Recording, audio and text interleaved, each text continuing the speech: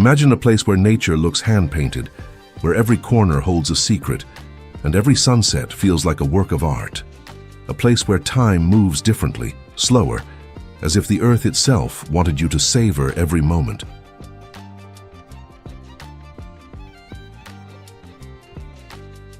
Today, we're going to travel together to a destination that goes far beyond what the eyes can see, a country where the beauty is as diverse as its culture. Rebo villages. In the heart of the Flores Mountains in Indonesia, surrounded by passing clouds and protected by dense and ancient vegetation, rests a village as remote as it is sacred. Its name is Rebo, a place where time has slowed, or perhaps simply stopped.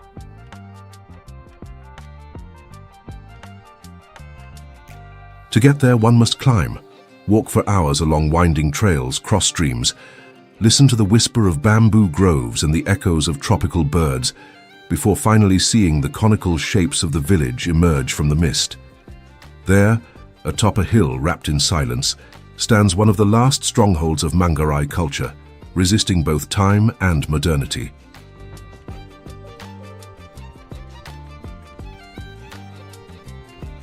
With only 7 main houses, known as Ambarunyang, arranged in a circle like an earthly constellation, the village is the beating heart of a community that preserves its identity through architecture, ritual, and oral tradition. Each house is a microcosm of tradition. Its walls are crafted from carefully carved wood, topped with a tall conical thatched roof that points to the heavens. At the center of every Ambarunyang, a fire is kept alive, a symbol of life's continuity.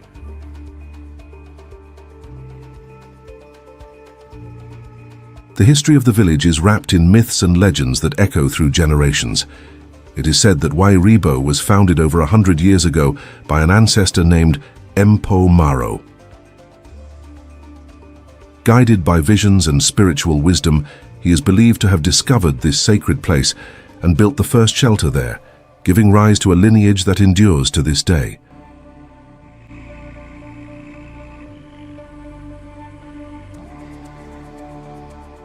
From generation to generation, rituals are passed down with reverence. There are no books, no written records.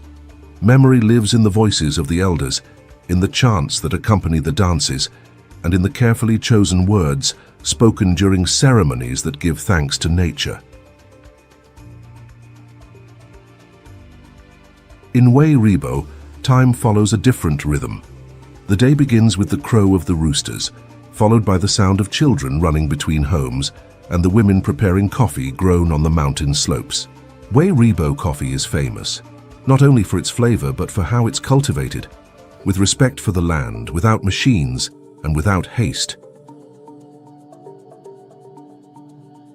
Everything here is done by hand, planting, harvesting, drying the beans. Coffee isn't just a drink.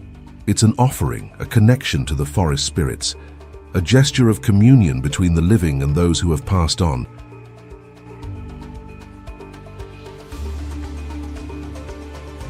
Lombok. Lombok is a promise of untouched nature, of living spirituality, and of a culture that pulses with quiet pride. Located just east of the famous Bali, it's often overlooked, and perhaps that's exactly why it retains such rare purity. The island of Lombok is a land of contrasts. Mountains that touch the clouds rise from its center, while white sand beaches stretch along its coast. With every turn, the scenery changes. Dense jungles, quiet villages, rice fields that sway with the wind, and temples that whisper ancient secrets.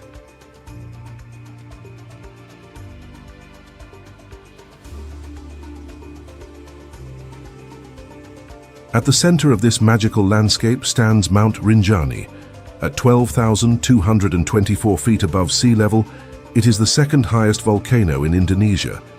Majestic and fearsome, Rinjani is more than just a geological formation. For local people, it is sacred. According to the beliefs of the Sasak people, the indigenous population of Lombok Rinjani is the dwelling place of Dewi Anjani, an ancestral goddess who watches over and protects the island. Each eruption is seen as a sign, a form of divine communication, and every climb to the volcano's summit is a ritual of reconnection between the human and the spiritual. The trails that lead to the summit are challenging. It's a journey that demands body, mind, and soul. But for those who reach the top, the reward is indescribable. A colossal crater where rests Segara Anak Lake, a turquoise-blue mirror that seems sculpted by the gods themselves.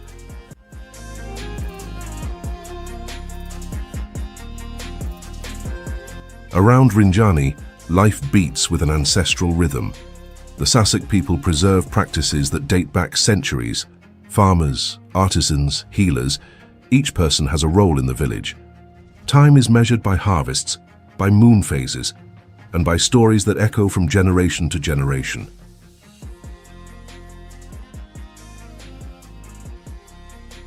Their houses are made of bamboo, clay, and straw, simple materials that harmonize with the climate and the earth. Sasak women are skilled weavers. Their fabrics, known as songket, are vibrant, hand-woven, and carry symbols of identity, fertility, and spiritual strength.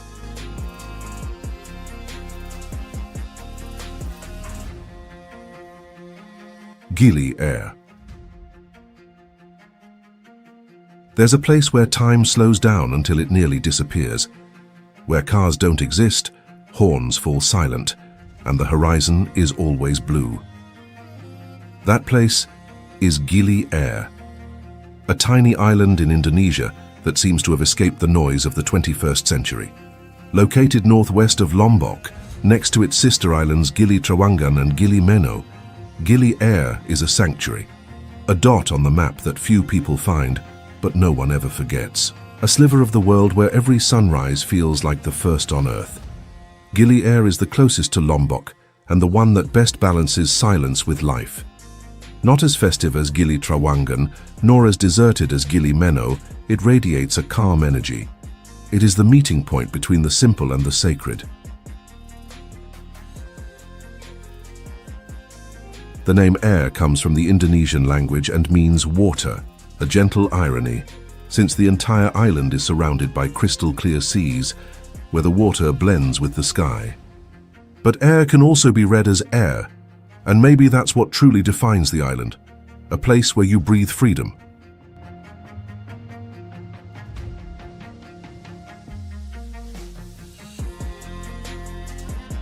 When you arrive in Gili Air, the world shifts tone.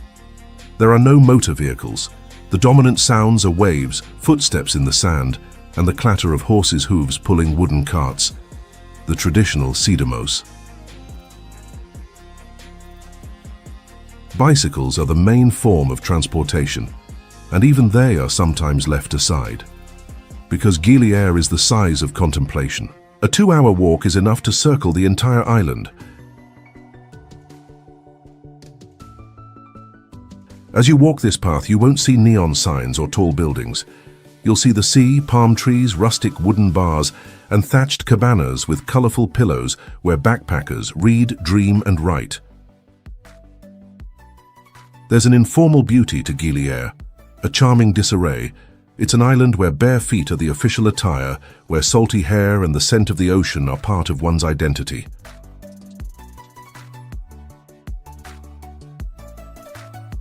But Gili Air isn't just a landscape, it's a living soul. A fusion of cultures, languages, and smiles from all over the planet. Balinese, Sasak, Europeans, digital nomads, artists, divers, all living together in harmony, as if time had taught them coexistence.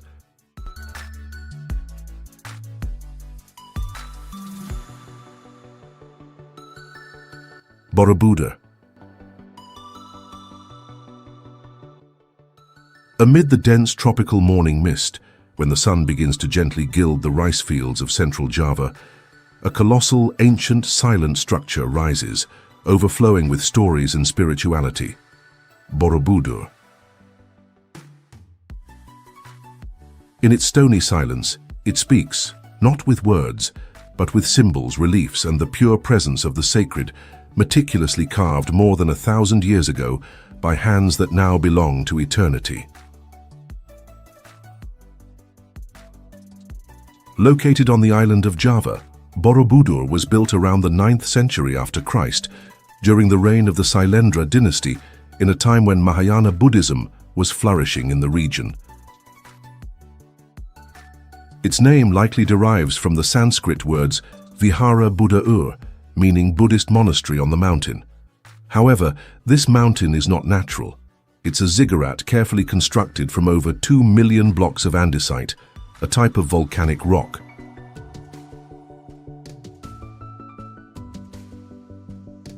With a height of 112 feet, 9 platforms and a central stupa crowning the summit, Borobudur is more than a temple. It is an entire cosmos carved in stone. From above, its circular outline resembles a 3-dimensional mandala. From below, it is a journey from ignorance to wisdom, from illusion to truth. The journey begins at the base of the temple, on the walls of the lowest platform, where hundreds of carved panels depict the Kamadhatu, the realm of desires, the plane where beings are trapped in cycles of birth and rebirth. The scenes illustrate daily life, vices, lust, violence, and human passions. It is a mirror of worldly existence, of the suffering born from attachment.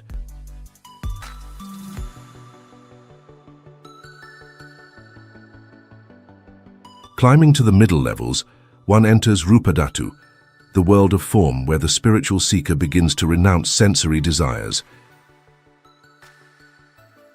Here, more than 1,000 panels illustrate the past lives of the Buddha, the Jatakas, along with scenes from the biography of Siddhartha Gautama. The art is extraordinarily precise, rich in detail and emotion, guiding the pilgrim toward higher understanding. At the upper levels, the walls give way to open space. The platforms become circular and empty, representing Arupadhatu, the formless world where the spirit is freed from material constraints. It is at this point that silence dominates. There are no more stories, no more images, only 72 stupas, each containing a statue of the Buddha in deep meditation.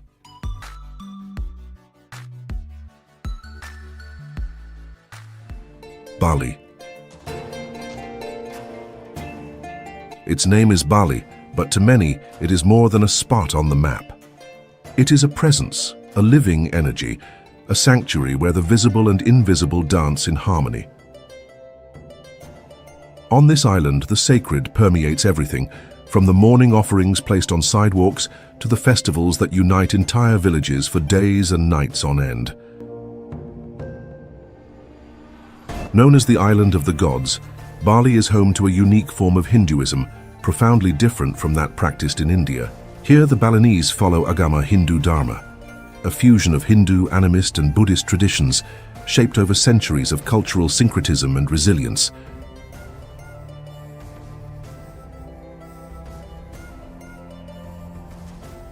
This faith manifests in temples that rise from the earth like stone roots, in dances that narrate ancestral stories, and in rituals marking every phase of life from birth to death and beyond.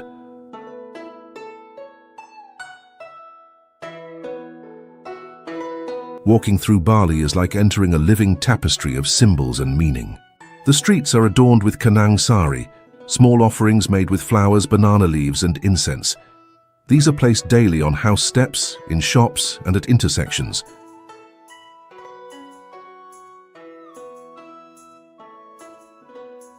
Not as obligation, but as gratitude. Because to the Balinese, life is a gift, and the world is sustained by balance between good and evil, heaven and earth, the seen and the unseen. Geographically, Bali is a volcanic island. Its heart is dominated by sacred mountains, such as the majestic Mount Agung, which rises more than 9,800 feet above sea level. For the Balinese, Agung is the dwelling of the gods. It represents the axis of the universe, and all the island's villages are oriented in relation to it. The high is pure, the low profane. Everything is connected, nothing is neutral.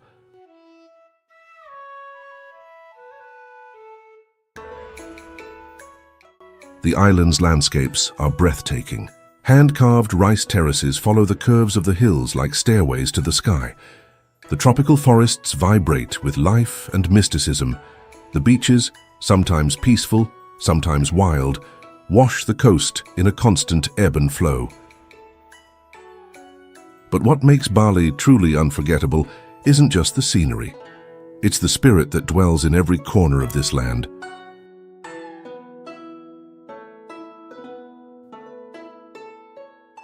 Ubud.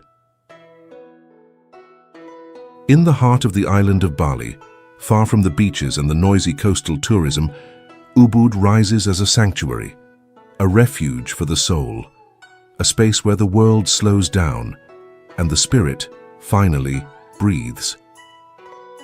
The name Ubud comes from Ubad, meaning medicine in ancient Balinese, and it's no coincidence.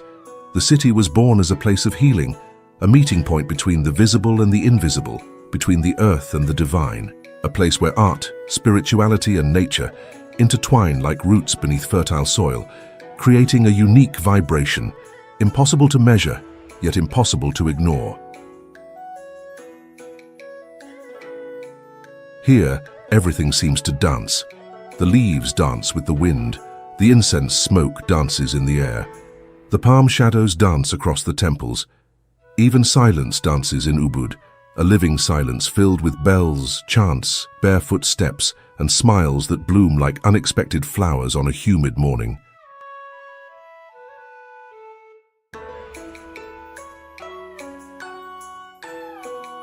The temples, their stones covered in moss, seem to grow with the vegetation, as if they were part of the forest. They are not monuments built to impress, but sacred spaces shaped with devotion.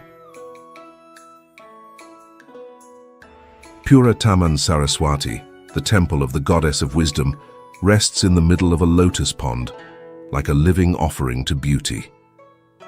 Every sculpture tells a story. Every step invites introspection. And it's impossible to talk about Ubud without mentioning art. For centuries, the city has been home to Bali's artists. Painters, sculptors, dancers, musicians, poets, they all find a home here, a fertile space where creativity blossoms like rice fields on the hillsides. In Ubud, art is not confined to museums. It's on the walls, in the clothing, in everyday gestures. It is a way of living.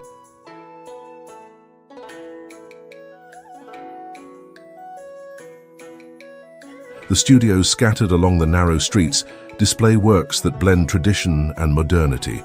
The legacy of Balinese painting masters like Igusti Nyoman Lempad lives on.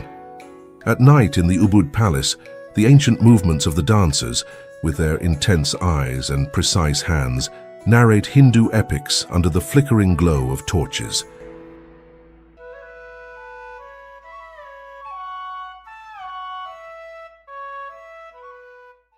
Nusa Lembongan. A name that seems to whisper with the wind, from a place where time slows down and the modern world dissolves like sea foam on the waves. Located just 30 minutes by boat from Bali's southeastern coast, this small Indonesian island holds secrets that even maps dare not fully reveal.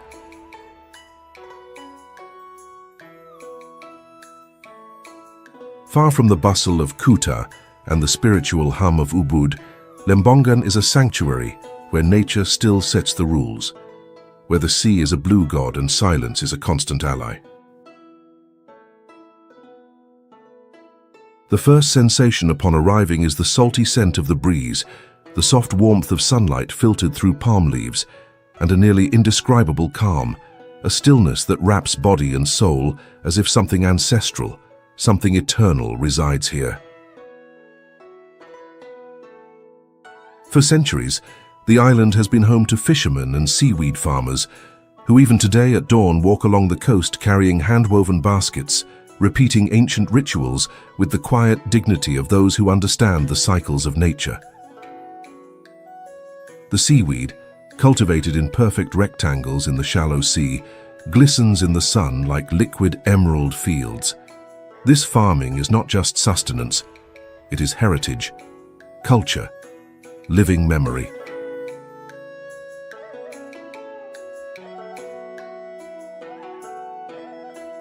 The villages of Nusa Lembongan, such as Jungut Batu and Lembongan village, consist of narrow lanes lined with genuine smiles and tiny temples tucked among trees. Locals walk slowly, barefoot on the earth, as if knowing each step is sacred. Here, days are not measured by hours but by tides. And then there is the sea, a blue that defies the limits of language. In Mushroom Bay it sleeps, calm and translucent, like an enchanted lagoon.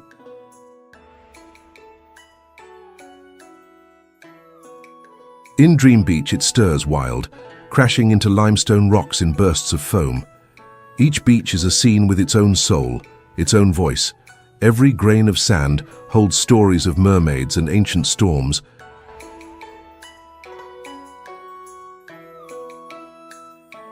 But the island does not reveal itself only on the surface.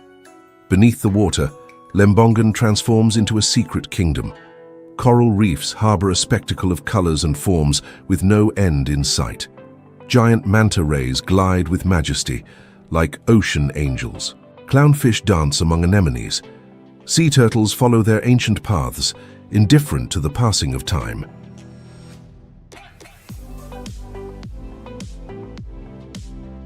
Belitung Island. An island that seems to rise gently from the sea, like a secret kept for centuries in the calm waters of Indonesia. Situated between Sumatra and Borneo, it remains out of the spotlight, hidden from the major tourist trails, like a jewel still shining quietly, untouched by the rush of the world.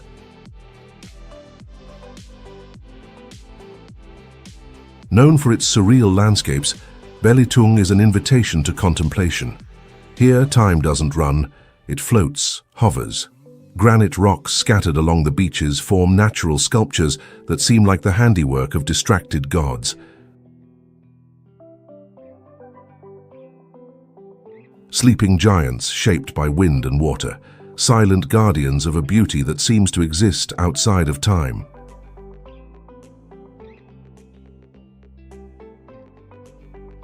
Belitung's coastline is a spectacle on its own. Its waters shimmer in shades of blue that challenge an artist's palette. Turquoise, cobalt, sapphire. And when they meet the nearly silver-white sand, they create a dance of light and color that fascinates the eyes and soothes the spirit. At Tanjung Tinggi Beach, massive granite boulders rise like ancient columns. Between them, natural pools form, inviting one to swim and pause. It's easy to understand why this place served as the backdrop for the film Laskar Pelangi, The Rainbow Troops, which revealed not just the island's beauty to the world, but also the strength and tenderness of its people. It was here that children dreamed big, among simple schools and endless horizons, inspiring millions with their belief in education and hope.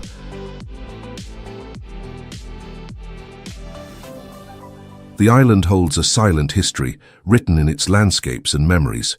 During the colonial era, Belitung was a center for tin mining. The traces of that time are still visible in the artificial lakes, formed by abandoned excavations, now transformed into unexpected mirrors of beauty. The land once wounded now blooms in shades of blue.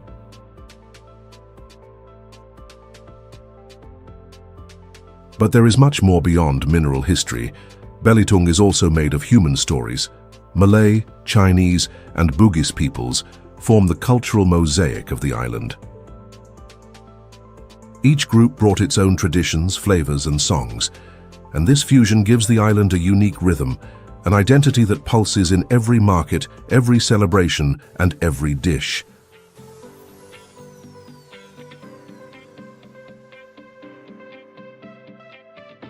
Wakatobi Islands. An archipelago lost in the southeastern Celebes, where time seems to have paused to admire the beauty that rises from the sea. Its name comes from the union of the four main islands, Wangi Wangi, Kaledupa, Tomaya, and Binonko. 4 syllables, 4 pieces of land surrounded by an ocean full of life, 4 distinct universes connected like verses from an ancient poem, whispered by the sea currents and guarded in secret by the coral reefs. The Wakatobi Marine National Park is one of the largest protected coral reef areas in the world, covering more than 5,000 square miles of pure biodiversity. An ecological sanctuary where more than 750 species of coral live, almost twice as many as can be found in the entire Caribbean. Here, the sea is a temple, and the corals, its colorful stained glass windows.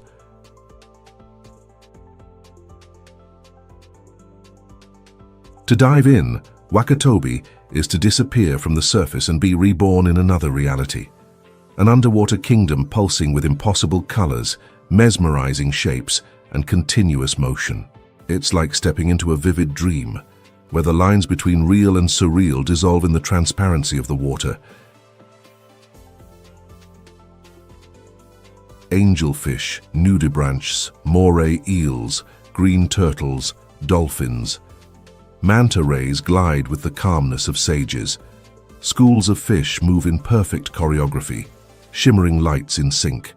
In every corner of the archipelago, there's an unforgettable dive, a show that has repeated itself for millennia before eyes that know how to see.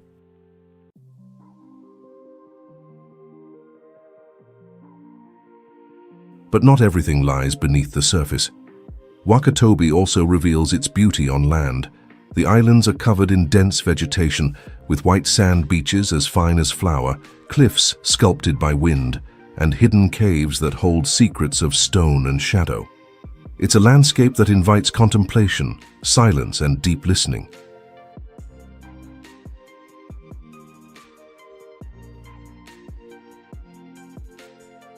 Wangi Wangi, the gateway to the archipelago, is where the land begins to speak. Villages live peacefully with the sea. Houses, many built on stilts, extend over the water like wooden fingers caressing the surface. Children swim freely. Fishermen set out at dawn in canoes that seem to dance upon the waves.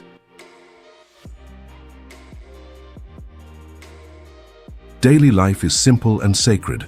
Meals are caught and prepared by hands that know the flavors of the sea and land. The smiles of locals are gentle, unhurried. Time in Wakatobi isn't measured by clocks, but by tides, moon phases, and the rising and setting of the sun.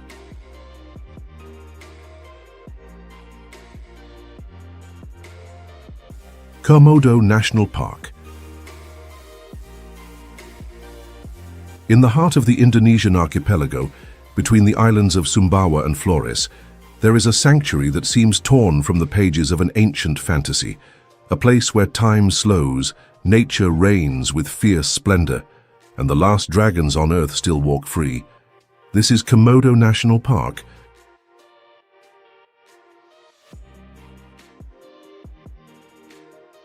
Founded in 1980, initially to protect the world's largest lizard, the feared and revered Komodo dragon, the park has since evolved into much more than a haven for prehistoric reptiles. Today it is a UNESCO World Heritage Site, one of the richest marine ecosystems on the planet, and a jewel of Indonesia's biodiversity.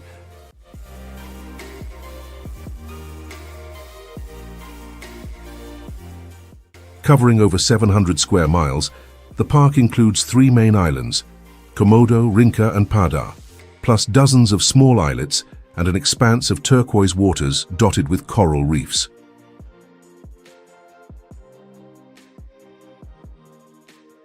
These islands are mountainous, covered in dry savannas, tropical forests, and beaches with white, black, and even pink sand. In this primeval setting lives the Varanus komodoensis, the Komodo dragon. Measuring over 10 feet in length and weighing more than 200 pounds, It is the largest lizard on Earth and a true apex predator. With razor-sharp teeth and saliva full of deadly bacteria, even a single bite can be a slow death sentence.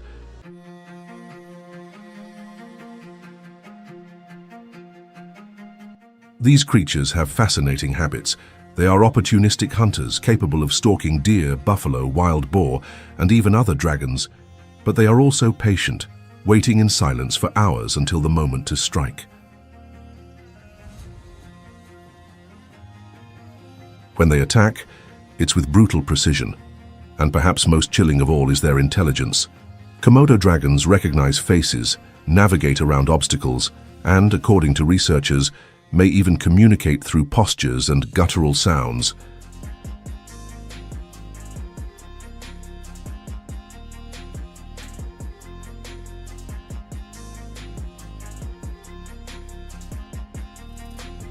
Their reproductive behavior is equally remarkable. Females can lay up to 30 eggs at once, carefully burying them to shield from predators.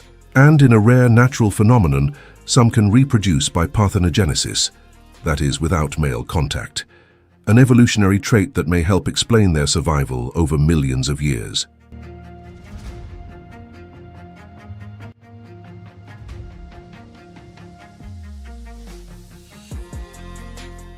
Kintamani. Here, the world seems to breathe differently, deeper, slower. The mist glides through the valleys, the fields stretch in rich green hues, and in the distance, ever imposing, Mount Batur watches, an ancient sentinel, a guardian of fire and fertility.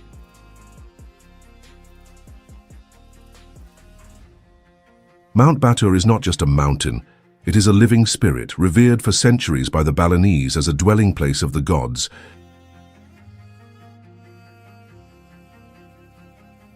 Kintamani is more than a destination. It is a full sensory experience, from the morning chill to the gentle warmth of noon, from the sound of temple bells to the absolute silence between hillsides. It is a land that commands respect without force, that welcomes with solemnity, that teaches through presence. The village of Penelican, whose name means place of observation, offers one of the most majestic views in all of Bali. From there, you can see Mount Batur framed by the vast lake of the same name, Lake Batur. Its tranquil waters, cradled in the crater of an ancient eruption, mirror the sky and soothe the soul. It's the kind of landscape that needs no words. It speaks for itself.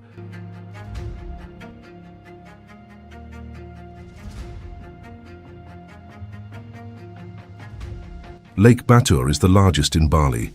Its deep, dark waters carry ancient secrets. Legends say it is home to the goddess Danu, deity of waters and protector of springs and fields. On its shores stands Ulun Danu Batur Temple, an offering to the divine, a place of prayer, of balance, of connection between the visible and the unseen.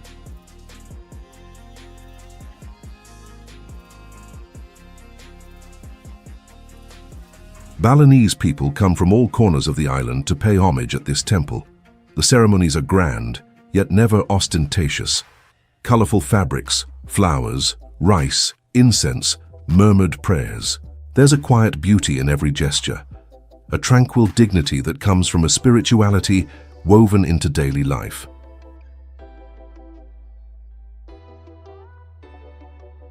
Mount Batur, rising to 5,635 feet above sea level, is an active volcano. Its eruptions have shaped the current landscape and left trails of lava that remain vivid and black, geological records of Earth's power. But it's also one of the most sought-after destinations for sunrise hikes.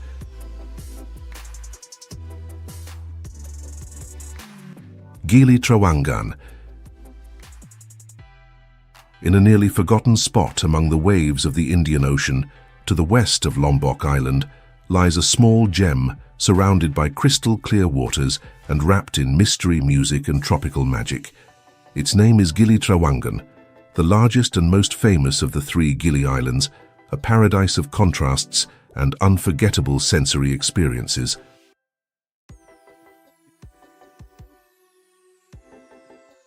The first impression is like stepping into a blue dream. No cars, no engine noise, only the sound of the sea and the gentle jingling of bells tied to horse-drawn carts. Gili Trawangan is a place where time slows down, where warm sand embraces your feet, and where the sunset looks as if it were painted by the hand of a divine artist. But to truly understand Gili Trawangan, you must go beyond the perfect beaches. You must know its origins, its soul, its people. These islands were once uninhabited. For centuries they were merely navigation markers for Bugis fishermen and Sasak traders sailing between the Indonesian islands. But in the 20th century, after Christ, everything began to change.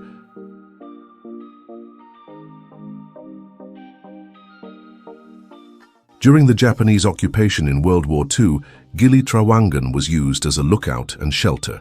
After the conflict, fishing communities began settling there, and over the decades a mixed population from Lombok, Sulawesi, Bali, and even mainland Asia gave shape to the island's multicultural spirit.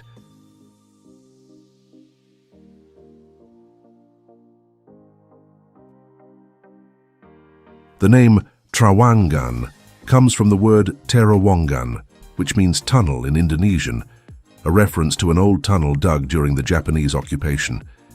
And Gili, in the Sasak language, simply means small island. Thus Gili Trawangan became the small island with a tunnel, a modest name for an extraordinary place.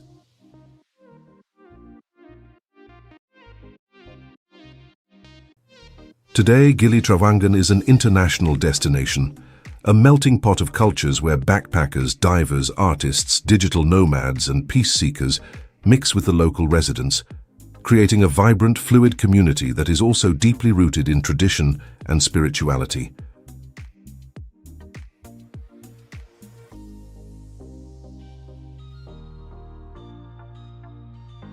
The absence of motorized vehicles is one of its early charms. On Gili, people get around on foot, by bicycle or by horse cart, known locally as sidomos. The pace of life adjusts to the healthy slowness of nature. There are no horns, no smoke, only sea breezes and laughter drifting from seaside bars.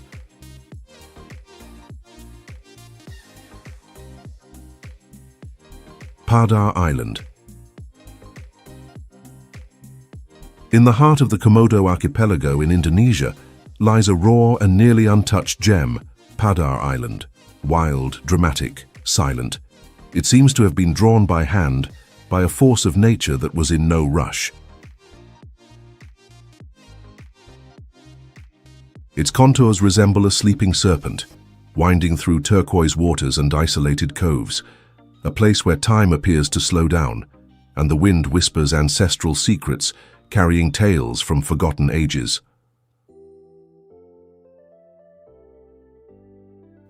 Padar Island is not just a feast for the eyes. It is a geological testament to millennia of tectonic activity, erosion, fire, and sea. Unlike its neighbors, Komodo and Rinca, famous for their fearsome dragons, Padar is a realm where drama is expressed in the landscape, in the textures, and in the colors. Its jagged peaks offer one of the most breathtaking views in Southeast Asia. 3 bays, each with a beach of a different color, white, pink, and black, create a natural signature that is unmistakable.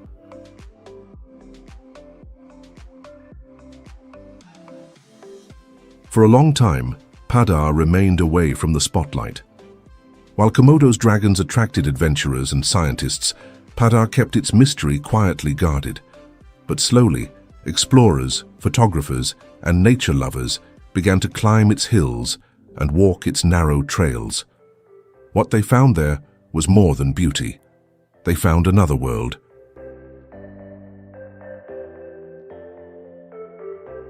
The name Padar echoes with ancient resonance, though its origin is uncertain.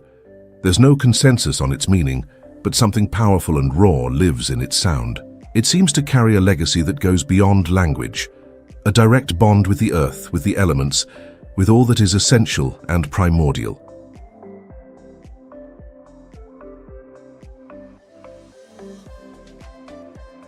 Located between Komodo and Rinca Islands, Padar is the third largest island in Komodo National Park, which was declared a UNESCO World Heritage Site in 1991 after Christ. Although within the park's limits, Padar no longer shelters the famous dragons. They once lived there in distant times, but disappeared due to illegal hunting and a shortage of natural prey.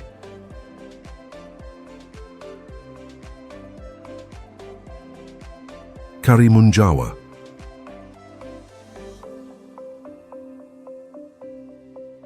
Far beyond Indonesia's most popular tourist maps, there is a hidden sanctuary between the Java Sea and the silence of ocean currents, Karimunjawa. A name that sounds like a promise, like a secret whispered by ancient sailors. An archipelago that remains even today, a semi-hidden jewel shimmering between deep blue and emerald green.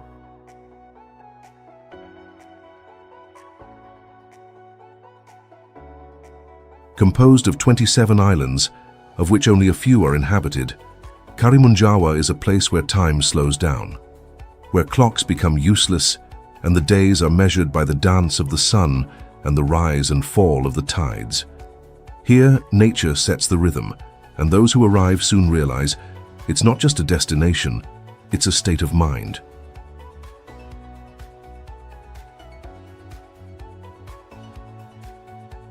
Located approximately 50 miles off the north coast of central Java, Karimunjawa is a national marine reserve, a paradise protected by law but above all by its own inaccessibility. For decades, the difficult access kept the region isolated, sparing it from the fury of mass tourism and the rapid wear that follows modern haste.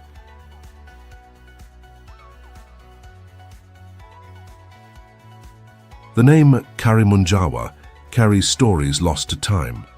Some say it comes from the Javanese phrase kremun kremun saking Jawa, meaning faintly visible from Java, a reference to its hazy appearance on the horizon.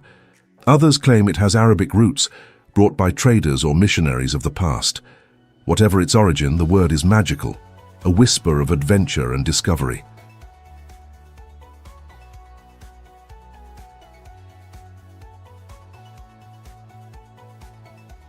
The archipelago is a living tapestry of coral reefs, mangroves, coastal savannas, and tropical forests. A mosaic of biodiversity that shelters more than 300 species of fish, 90 types of coral, and dozens of endemic bird species. Sea turtles, green and hawksbill, find here one of the few safe havens for nesting.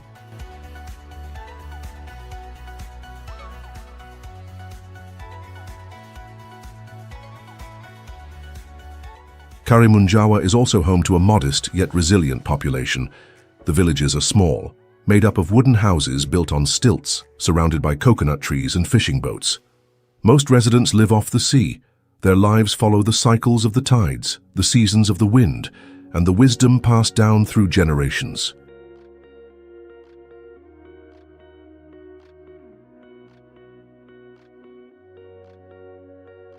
The main island, Pulau Karimunjawa, is the heart of the archipelago.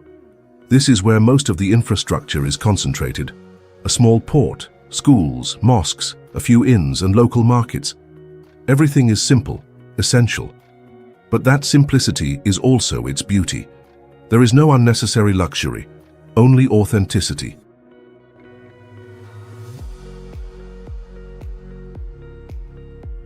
Lake Toba. Located at approximately 2,950 feet above sea level, Lake Toba stretches for more than 60 miles in length and nearly 20 miles in width. But its size is only part of the story. This is not just a lake, it is the caldera of a supervolcano, one of the largest in Earth's geological history, and what is now a serene green landscape was born from apocalyptic destruction. About 74,000 years ago, the Toba supervolcano erupted. It was an explosion so massive that it launched billions of tons of ash into the atmosphere, affecting global climate for decades. Many scientists believe this event caused a temporary ice age, drastically reducing the human population around the planet. The Toba eruption is considered one of the largest environmental catastrophes of the past 2 million years. And yet, from this scene of destruction emerged a lake of hypnotic beauty, a mirror of water where green mountains softly reflect, where the morning mist rises like a sacred veil, where time, instead of passing, seems simply to be, suspended between yesterday and tomorrow.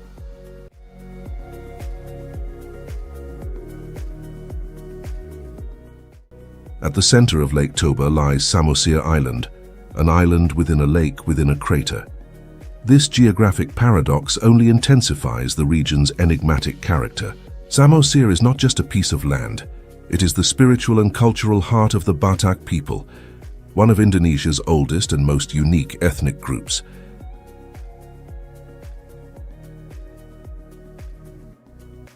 The Bataks have a deep identity, shaped by centuries of isolation, struggle, and mythology. Their culture is rich in symbolism. Their traditional homes, with curved roofs resembling buffalo horns, are decorated with red, black, and white motifs, colors representing the connection between the world of the living, the dead, and the spirits. For a long time, the Bataks resisted external influences. Before the arrival of European missionaries in the 19th century, after Christ, they were animists, with a complex belief system centered on nature, ancestors, and invisible forces. Their rituals involved music, dance, offerings, and even practices that today might be seen as taboo.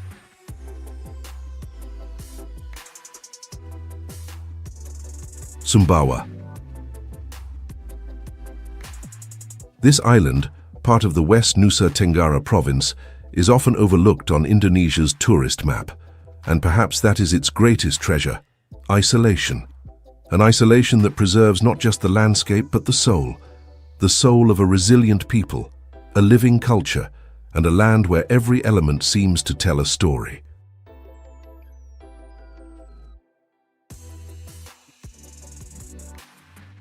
Sumbawa is marked by dramatic geography. Rugged mountains, tropical forests, vast valleys, and a coastline carved with bays and peninsulas. To the north, Mount Tambora rises like a sleeping titan, a living reminder of one of the most powerful volcanic eruptions in human history.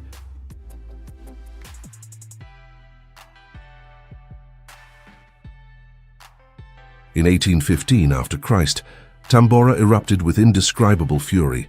The explosion killed more than 70,000 people and ejected so much volcanic material into the atmosphere that it triggered the so-called year without a summer in the Northern Hemisphere. Europe experienced widespread crop failures. Global temperatures dropped. The entire world felt the blow from Sumbawa, even without knowing its name. Today, Mount Tambora rests imposingly, wrapped in clouds and reverence. Climbing to its crater is a pilgrimage, a dive into Earth's geological history. The landscape there is surreal, a massive caldera nearly 6 miles wide, where silence is broken only by the wind and the footsteps of those who dare to scale its memory. But Sumbawa is not defined solely by volcanic tragedies. It pulses with its own rhythm. Its plains are home to buffalo, horses, and livestock herds. Agriculture is carried out by steady hands that understand time, soil, and the cycles of rain. Rice fields, corn plantations, cashew orchards, and cotton crops cover the island's interior with earthy and vibrant green tones.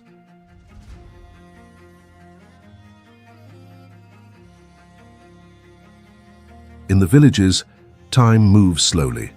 Wooden houses, raised on stilts, protect against flooding and shelter large families. Thatched roofs resemble cocoons guarding ancient secrets. Children play barefoot. Elders watch with eyes that have seen too much.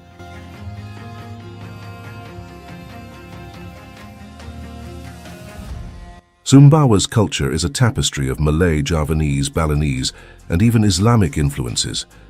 The Samawa people, in the western part of the island, speak their own language and preserve customs that defy time. In the east, the Bimanese have their own identity, dialect, dress, and distinct traditions.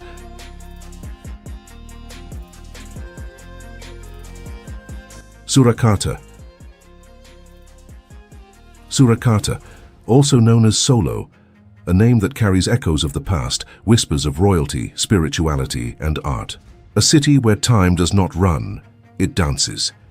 It dances to the sound of the gamelan, to the rhythm of wayang shadows, to the tempo of batik being carefully drawn by hand. Surakarta is not just a city, it is a living soul. Located in the heart of central Java, Surakarta is a guardian of Javanese traditions, a city where culture pulses in every corner, every market, every greeting, where past and present do not oppose, they intertwine, and where the invisible is as present as the streets, the temples, and the faces. Founded in 1745, after Christ by Sultan Pakubuwono II, after the destruction of Kartasura, Surakarta became the new center of the Mataram kingdom. The city was designed as a space of harmony, with palaces aligned according to the cosmic principles of Javanism. Here, everything has meaning. Nothing is random. Urban planning is spiritual. Architecture is prayer.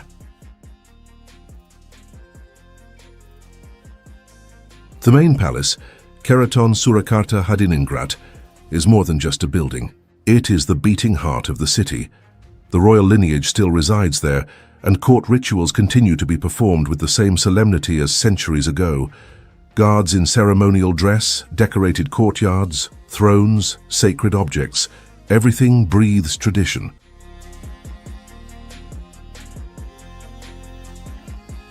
Next to the Keraton stands the Pura Mangkunegaran, a smaller yet equally important palace, home to another royal lineage of the city. Both coexist as reflections of the same historical mirror, the spiritual and cultural power of Java that has withstood time, colonialism, and revolutions.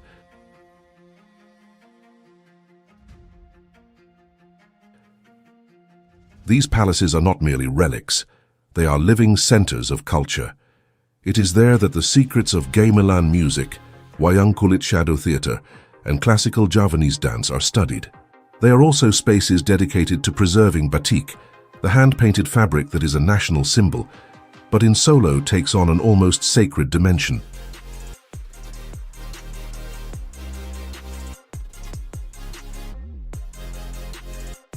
Bandung. High on the Parahyangan plateau, surrounded by green hills, dormant craters and old farmhouses, rests a city with the soul of an artist and the past of a revolution. Bandung. Often called the Paris of Java, but it needs no comparison. Bandung is one of a kind. Modern and ancestral, urban and mountainous, vibrant and spiritual.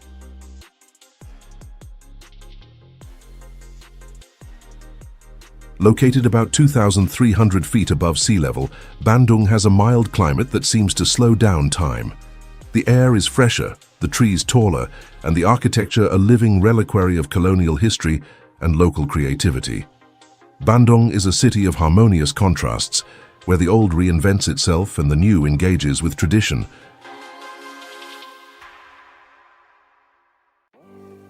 Officially founded by the Dutch in 1810 after Christ, Bandung flourished as an administrative center and later as a hub for education and culture. During the colonial period, the colonizers planned to turn the city into the new capital of the Dutch East Indies.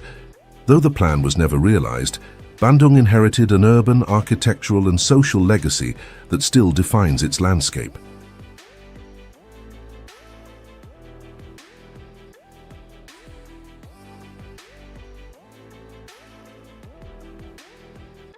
The wide avenues, the Art Deco buildings, the landscaped gardens, all reflect a time when the city symbolized European progress on Asian soil.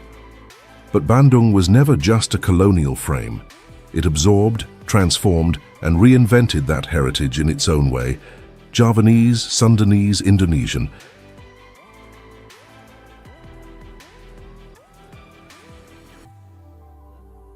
At the heart of the city stands the majestic Gedung Sate, with its iconic satay skewer-shaped tower. The popular name comes from its appearance. Built in 1920, it once served as the seat of the colonial government, and today houses the government of West Java province.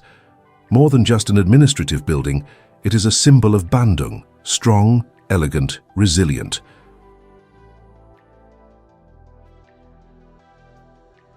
But what truly drives Bandung is its young and creative spirit. Home to the Bandung Institute of Technology, ITB, one of the country's most prestigious universities, the city is a cradle of artists, engineers, architects, musicians, and designers. The ITB campus is almost a temple of innovation, where tradition meets experimentation.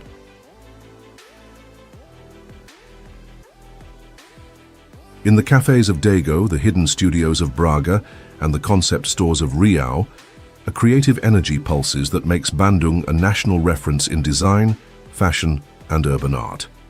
Here, youth does not wait for permission, it creates. With paint, with sound, with textile fibers, with binary code.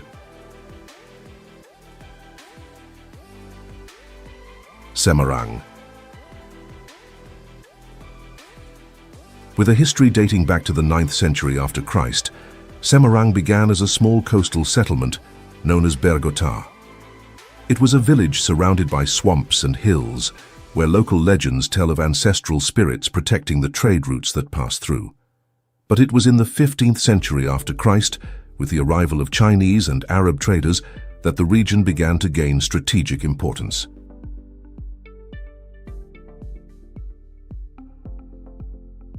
Semarang's geographical position made it a crucial point for maritime trade across the archipelago.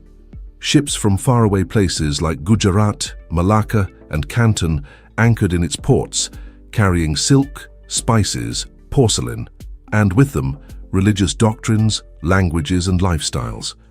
The port of Semarang became a bubbling cauldron where Buddhism, Islam, and later Christianity intersected in the gazes of travelers and the prayers of fishermen.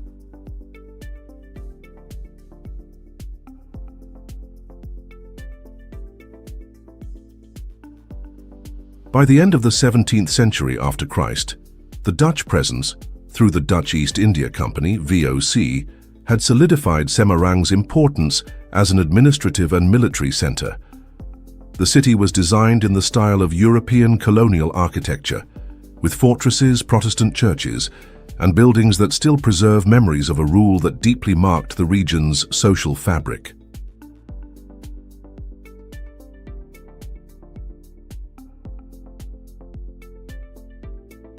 The construction of Fort Prince Willem I symbolized the dominant Dutch presence. Around it, the old part of the city grew, now known as Kota Lama. This old city is a frozen portrait of a time when horse-drawn carriages rolled through narrow alleys and church bells competed with the calls to prayer from Islamic minarets. Dutch architecture survives there as a testimony to the historical layers the city contains.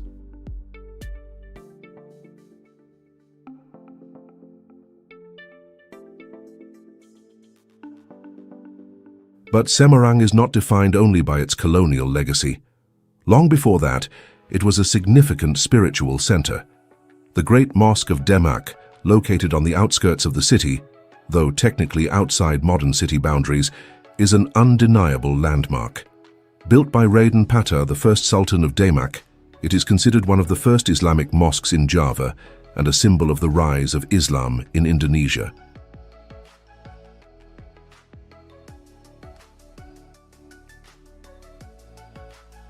Over time, Semarang expanded, absorbing villages and adapting to new challenges.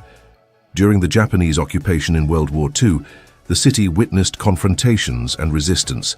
Its people endured shortages and repression, but also bore witness to the early cries for independence that would arrive in 1945 after Christ.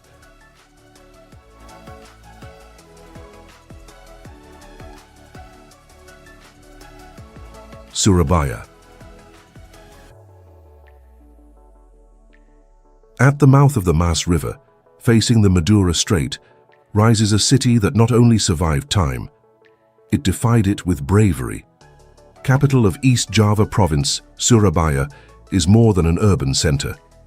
It is a symbol, a city where every street echoes with cries for independence, every market pulses with the energy of ancient cultural exchanges, and every face carries the resilience of a people who never accepted submission.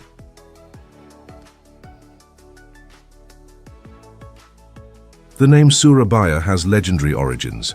It derives from the words Sura, meaning shark, and Baya, meaning crocodile, two mythical animals said to have fought a fierce battle in the city's waters. This fable, more than just a zoological metaphor, represents the eternal tension and balance between opposing forces, a clash of courage and cunning, of sea and land, that still shapes the spirit of the city today.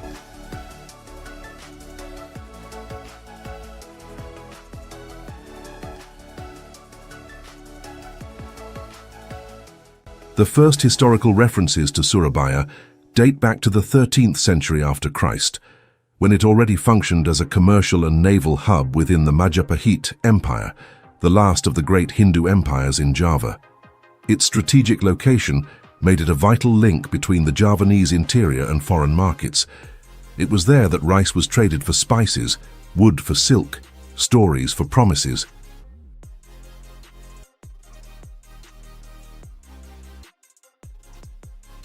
With the decline of Majapahit, Surabaya went through cycles of autonomy and foreign control. In the 16th century after Christ, under growing Islamic influence, it became a stronghold of resistance against the Mataram Empire, even as it opened its doors to Arab, Persian, and Chinese traders. It was a vibrant port city where morning prayers blended with the sound of drums from the docks.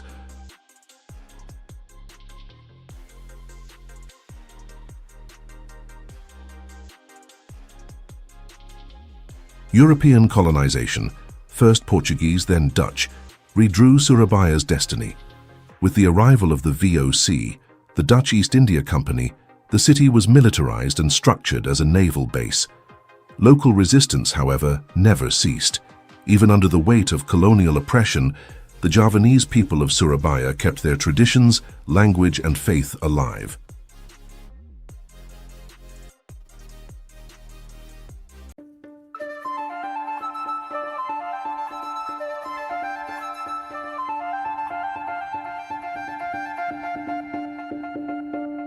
Imagine a place where the ancient and the modern meet in perfect harmony, where millennia-old temples coexist with futuristic skyscrapers and centuries-old traditions blend with the highest technology.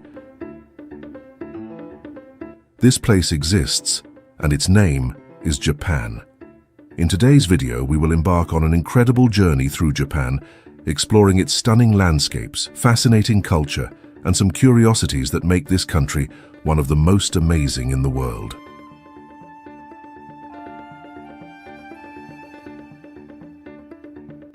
Shirakawa-go. A place where time seems to have stopped, hidden among the mountains of Gifu Prefecture. An enchanted village where thatched roofs shaped like hands clasped in prayer have withstood the harsh winter for centuries. A scene worthy of a fairy tale, where nature and culture intertwine in perfect harmony.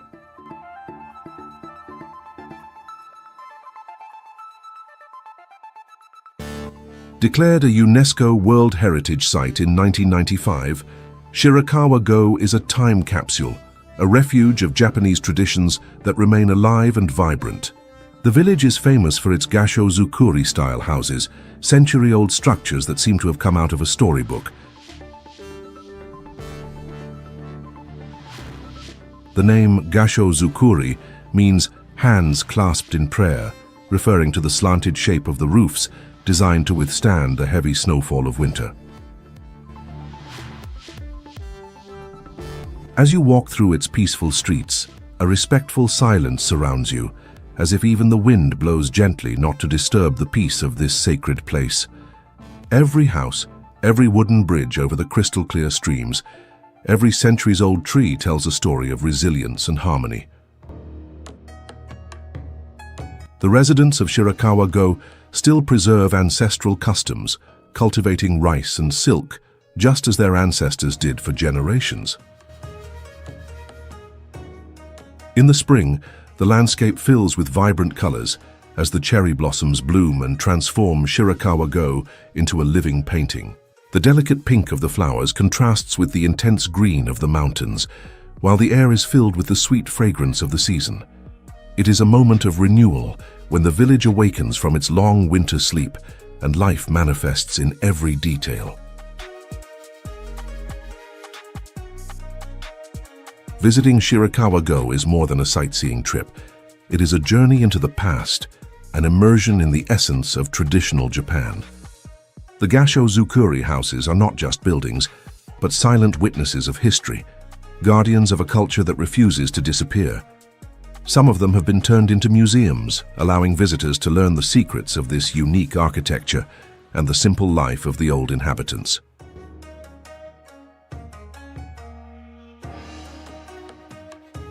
For those seeking a deeper connection with the local culture, some houses offer the opportunity to stay in traditional Japanese style. Okinawa. A land of charm, unique culture, and a people whose longevity defies the limits of time. Located to the south of Japan, Okinawa is a group of more than 160 islands scattered across the East China Sea. Its subtropical climate ensures hot summers, mild winters, and rich biodiversity, making this region a haven for those seeking a life in harmony with nature. It is here that we find some of the most beautiful beaches in the world, such as the stunning Kondoi Beach in Taketomi and the famous Nishihama Beach on Hateruma Island. But Okinawa is much more than just paradise landscapes. Its past is marked by the existence of the Ryukyu Kingdom, an ancient independent empire that flourished between the 15th and 19th centuries. The Shuri Castle, located in the city of Naha, was the beating heart of this kingdom, housing kings and nobles who cultivated a unique culture influenced by China, Japan, and Southeast Asia.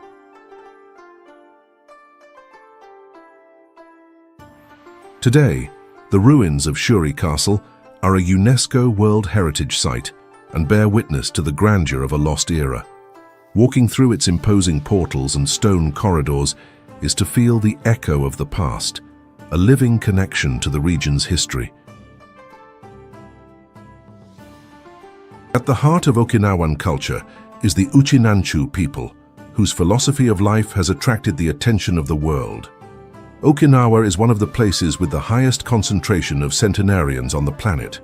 Many believe that the secret to longevity lies in the local diet, based on fresh vegetables, fish, tofu, and the famous goya, a bitter melon rich in nutrients. But it is not just the food that ensures a long and healthy life. The concept of ikigai also plays a crucial role. For the people of Okinawa, having a clear purpose in life is essential to maintaining a balance between body and mind. Here, the elderly remain active, dance, tend to their gardens, and maintain strong community bonds.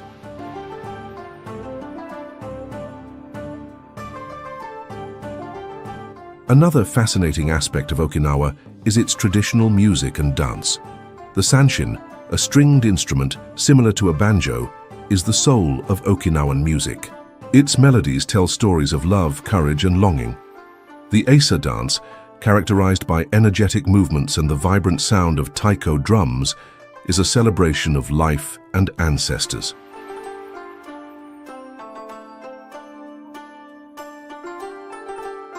For ocean lovers, Okinawa offers one of the best diving destinations in the world. Yonaguni Island is home to one of the most intriguing mysteries of the ocean, underwater ruins that many believe to be the remnants of a lost civilization. Additionally, the Ishigaki and Miyakojima area is home to vibrant coral reefs and impressive marine life, including the majestic manta rays.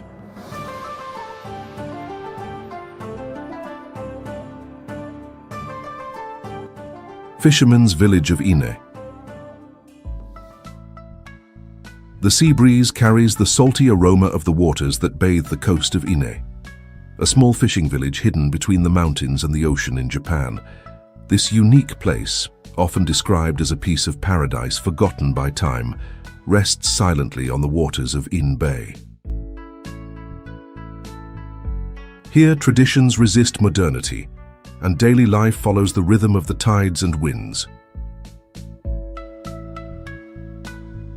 The floating houses of Ine, known as funaya, are the hallmark of this village.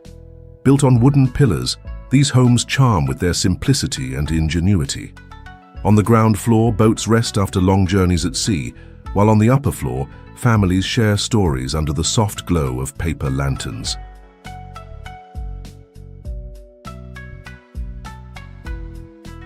Each funaya is a living testament to human ingenuity, in harmony with nature, creating a landscape that feels like it's straight out of an old tale.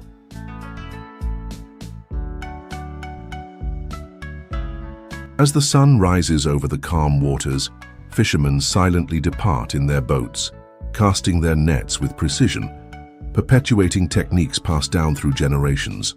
The ocean is generous to those who respect it, and Ini has become a sanctuary for sustainable fishing, where the harmony between man and sea is carefully preserved. Fresh fish, squid, and shellfish arrive at local markets, bringing with them the pure, authentic flavors of the region.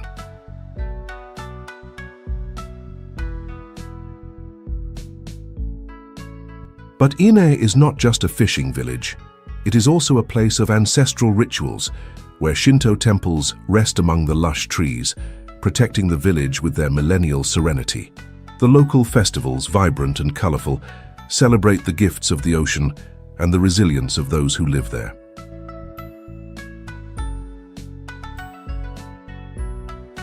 Visitors to Ine find a refuge of tranquility, where time seems to slow down. Tourist boats glide smoothly through the bay, allowing travelers to appreciate the unique view of the funaya reflected in the water's surface. The local cuisine, filled with fresh seafood, provides an unforgettable sensory experience, where each dish tells the story of the village and its people.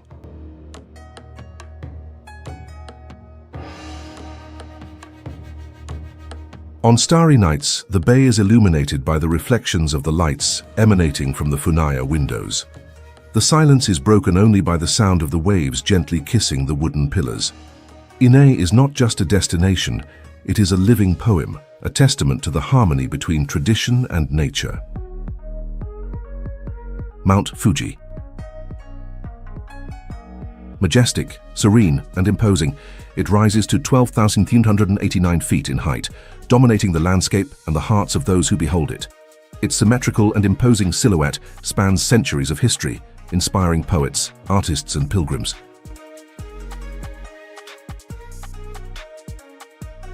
But Fuji-san, as it is called by the Japanese, is not just a mountain. It is a sacred sanctuary, a living spirit, a symbol of resilience and transcendental beauty. Located between Yamanashi and Shizuoka prefectures, Mount Fuji is an active volcano, though dormant for more than 300 years. Its last eruption was recorded in 1707, and since then it has remained silent, but always monitored by scientists and revered by the Japanese people.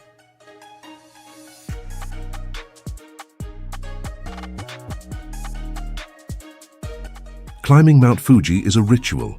Every year, thousands of adventurers and devotees ascend its steep slopes to reach its summit. The climb begins at the base stations, and along the way pilgrims encounter refugees, torii gates, and temples that mark their spiritual journey.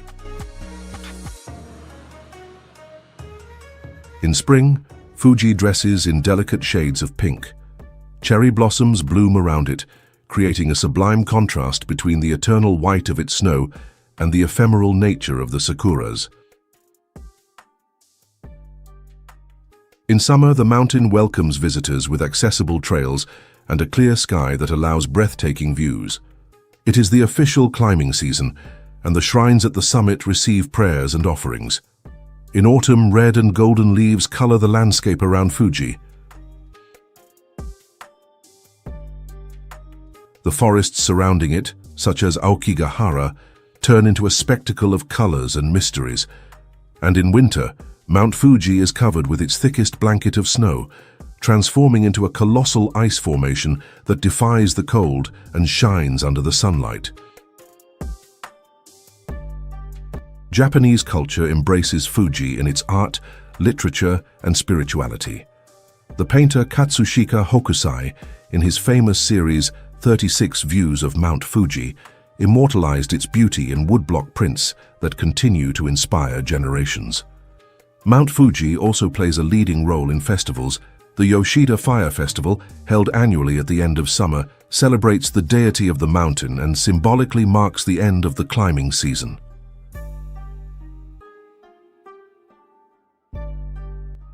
But beyond its visible splendor, Mount Fuji holds secrets. Its ice caves, formed by ancient lava flows, conceal an underground world of frozen stalagmites and mysterious passages.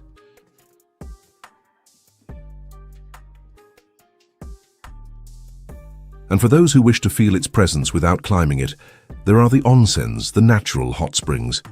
In cities nearby, such as Hakone and Fujikawa Guchiko, hot baths provide relaxation, while Fuji rises majestically in the horizon. Mount Fuji is not just a mountain, it is a spirit, a guardian, a living museum of history and legend. With each season, from every angle, it reinvents itself, remaining one of Japan's and the world's greatest treasures.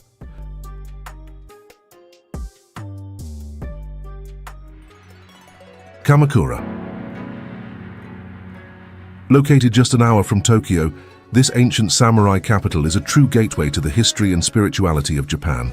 Here, among centuries-old temples, mystical shrines, and stunning natural landscapes, visitors find a unique atmosphere that blends the tranquility of ancient times with the dynamism of contemporary culture.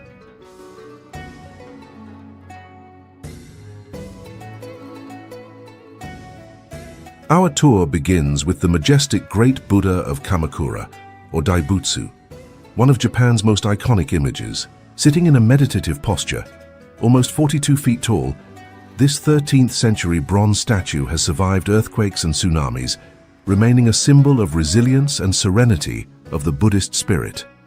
As we observe its serene expression, we feel an invitation to silence and introspection. The Buddha seems to remind us that, despite the storms of time, true peace is found within each of us.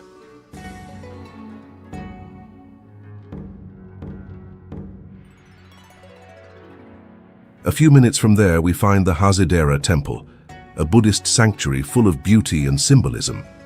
Known for its statue of Kannon, the goddess of compassion, the temple is surrounded by thousands of small Jizo statues, honoring the souls of lost children.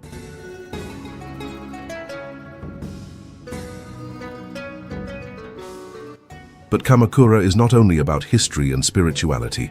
Its narrow, charming streets hide cozy cafes, traditional shops, and irresistible cuisine. Komachi Dori Street, for example, is a true paradise for food lovers.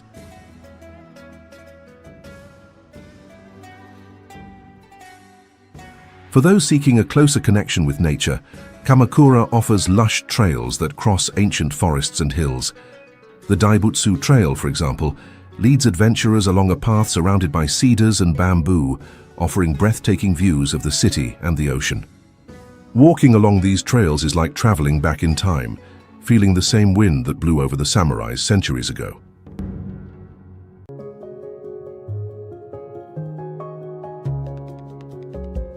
Finally, we have Yuigahama Beach.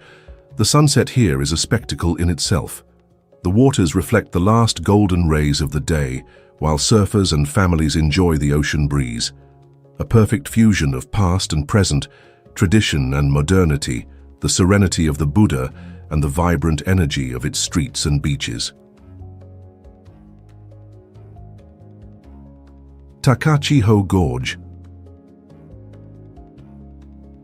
In the heart of Kyushu Island, there is a place where nature seems to have crafted a masterpiece with its own hands, shaped by time itself.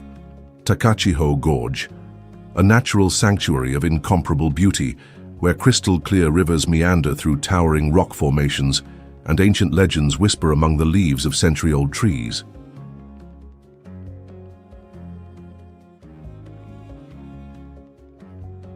It is said that this is where the gods descended to earth, where the myths sustaining Shintoism originated, a place where culture and landscape intertwine in a mystical dance of light and shadows.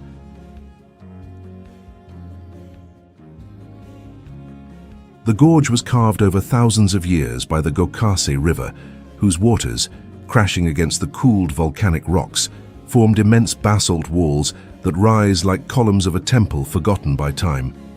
These formations, some reaching up to 328 feet in height, create a breathtaking natural corridor.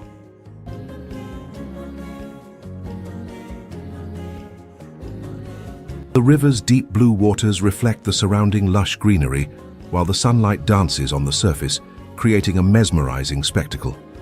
But it is the Manai waterfall, with its 56-foot drop, that steals the show. The water cascades gently from the rocks, as if the gods themselves were pouring blessings onto the land.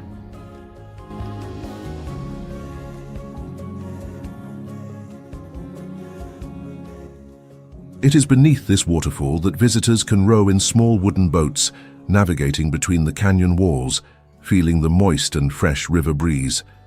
The sound of the water echoes through the rocks, creating a natural melody that resonates through the depths of the valley. Takachiho, however, is not just a natural spectacle. It is a gateway to the spirituality of Japan. Here we find the Takachiho Shrine, surrounded by thousand-year-old cedars and imbued with the energy of the spirits. It is believed that it was in this valley that the sun goddess, Amaterasu, hid in a cave, plunging the world into darkness. Only after a sacred dance performed by the other gods did she emerge again, bringing light back to humanity.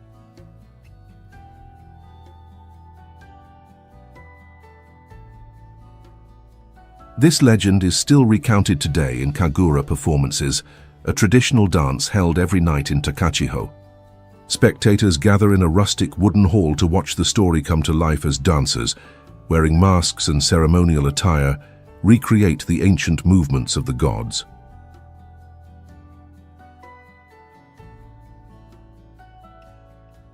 Trails wind through hills and forests, leading adventurers to viewpoints where the valley unfolds in all its grandeur. Walking these trails is an almost meditative experience, where the song of birds and the rustling of leaves in the wind guide each step.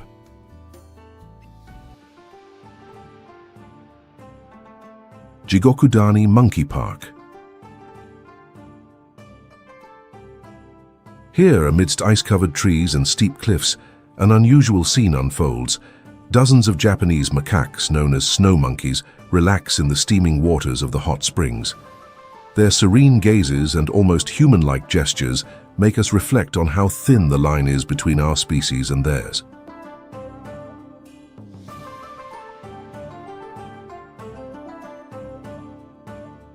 The name Jigokudani means Hell Valley, a reference to the steam and sulfur emanating from the rocky crevices. But for the monkeys, this is not a cursed place, but a paradise of warmth amidst the harsh cold of the Japanese winter. For over half a century, these waters have become an essential refuge for the survival of these primates.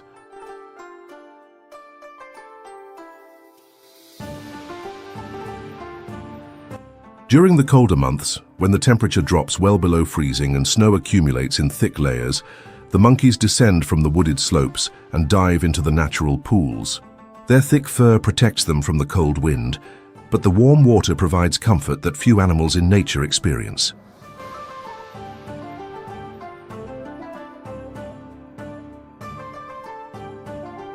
Researchers who have studied the lives of these primates for decades have discovered something fascinating.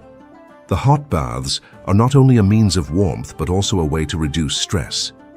Studies show that cortisol levels, the stress hormone, significantly decrease after a long soak. It's not hard to imagine why this practice has become an essential social behavior among them.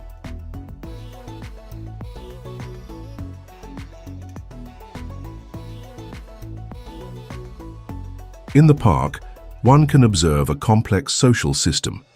The snow monkeys live in structured groups where the hierarchy dictates access to the best areas of the hot springs. The leaders of the group, usually dominant females, have priority in the baths, while the young ones play among the rocks, diving in and out as if they were human children in a pool.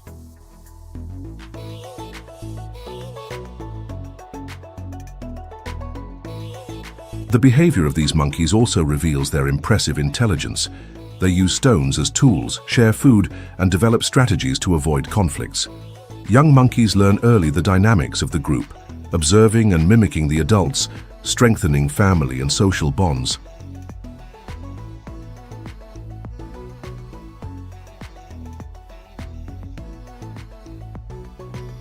But the story of Jigokudani Monkey Park is not just one of beauty and tranquility. For decades, these primates faced significant challenges. Before the creation of the nature reserve, the monkeys would often descend into the villages in search of food, coming into conflict with the residents. To protect them, researchers and environmentalists worked to build a safe habitat where they could live without direct human interference.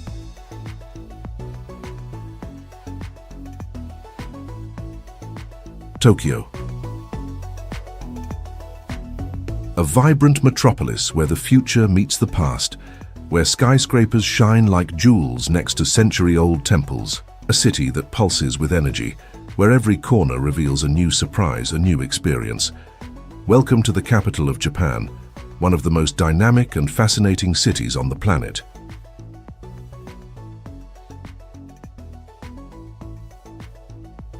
Walking through the streets of Tokyo is like diving into a universe where technology and tradition coexist harmoniously. LED screens illuminate the skies, broadcasting high-definition advertisements. The sound of convenience stores echoes through the city, while the aromas of street food stalls blend with the fragrance of cherry blossoms in spring.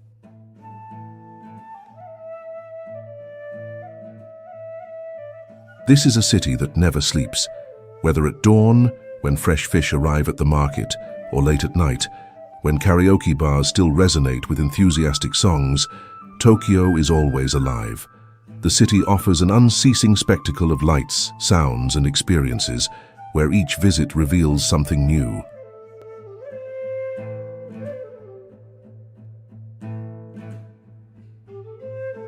Mount Fuji, with its majestic silhouette, can be seen on clear days, creating a striking contrast with the jungle of concrete and glass. The city stretches in all directions, an ocean of buildings that fades into the horizon. The subway, known for its precision and efficiency, transports millions of people daily, an arterial system that keeps the city moving.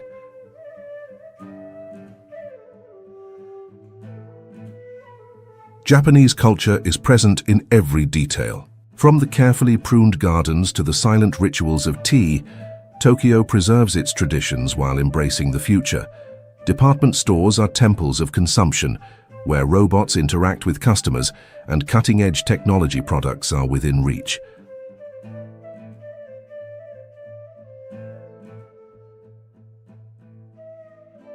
The heart of the city beats strongly in its bustling streets. Shibuya, with its famous pedestrian crossing, is a symbol of Tokyo's dynamism. Thousands of people cross at the same time in a ballet choreographed by the rhythm of urban life. In Akihabara, technology lovers find a paradise of electronics, games, and pop culture. But it is not just the neon lights and skyscrapers that make Tokyo special. The city also hosts serene temples, where peace and spirituality find space in the heart of urban life.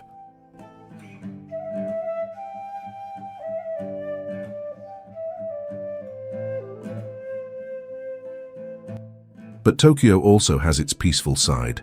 In parks like Shinjuku-gyoen and Ueno Park, nature reveals itself in all its fullness.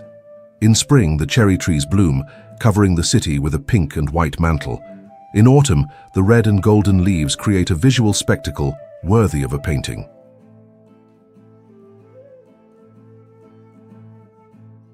The people of Tokyo are an essential part of its charm.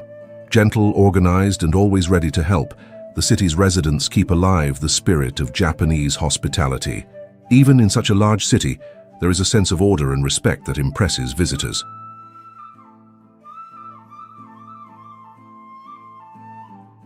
Hokkaido. The island to the north of Japan, a land shaped by ice and fire, by tradition and innovation. In winter, Hokkaido transforms into a frozen kingdom of incomparable beauty. In Sapporo, the island's capital, the famous snow festival attracts thousands of visitors, marveling at monumental ice sculptures that take over the city. Blocks of ice are transformed into castles, statues, and mythical creatures. while the lights reflect off their crystalline surfaces. The cold air carries the warm aroma of miso ramen, a local specialty perfect for warming up travelers.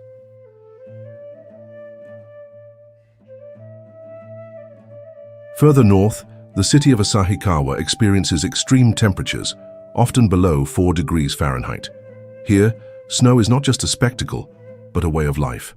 The outdoor hot springs, or onsen, offer a unique experience, dipping into the steaming waters while snowflakes dance in the air and gently rest on the surface of the water.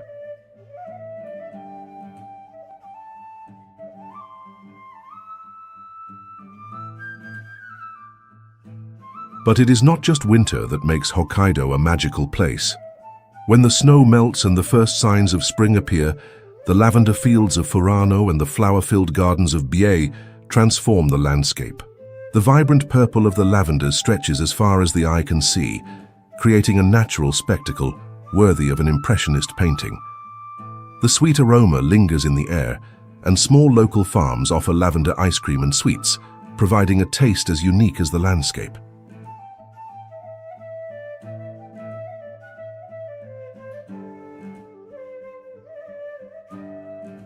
Hokkaido also hosts one of the last strongholds of the Ainu indigenous culture, Hinshiroi. The Ainu National Museum and Park offers an immersion into the history and culture of this native people of Japan. Ancestral traditions, such as the making of clothing from natural fibers and ritual singing, are preserved as a living treasure. Visitors can witness ceremonial dances and sample Ainu cuisine, rich in fish, herbs, and native island vegetables.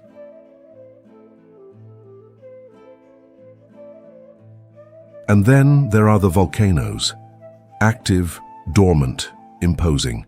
Mount Usu and Lake Toya form one of the island's most stunning settings. The lake of volcanic origin reflects the sky like a perfect mirror.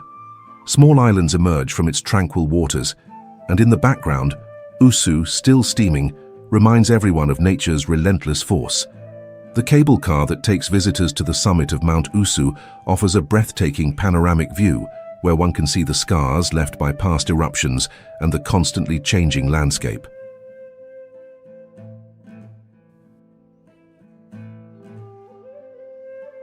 In the east of the island, the Shiratoko National Park preserves one of Japan's last wild refugees. A UNESCO World Heritage Site, the park is home to brown bears, golden eagles, and sika deer.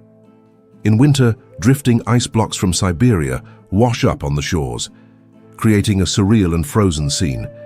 In summer, the trails lead to hidden waterfalls and steep cliffs that overlook the Sea of Okhotsk.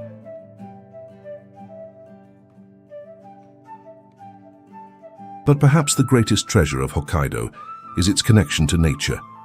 In every season, the island reveals a new face, a new palette of colors and sensations. In autumn, the red and golden leaves take over the forests, creating a visual spectacle that attracts photographers and travelers from all over the world. In Noboribetsu, the hot springs bubble amidst a hellish landscape, nicknamed the Hell Valley, where the scent of sulfur fills the air and steam rises from the cracked earth.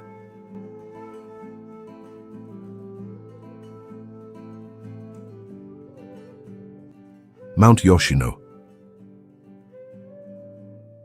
This sacred place, steeped in myths and traditions, is home to one of nature's most stunning spectacles, the blooming of the cherry trees, which transforms the landscape into a rolling sea of pink petals.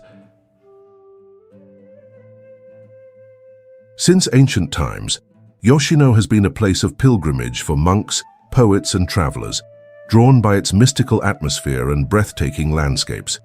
It is believed that the first cherry trees were planted over 1,300 years ago, and over the centuries, thousands of trees have been added, creating a symphony of colors that covers the slopes of the mountain every spring.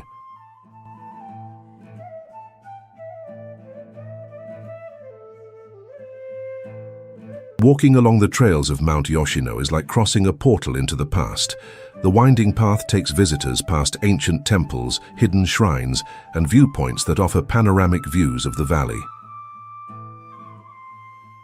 During the cherry blossom season, Mount Yoshino welcomes thousands of visitors who come to witness this fleeting spectacle of nature, a moment of contemplation and spiritual renewal.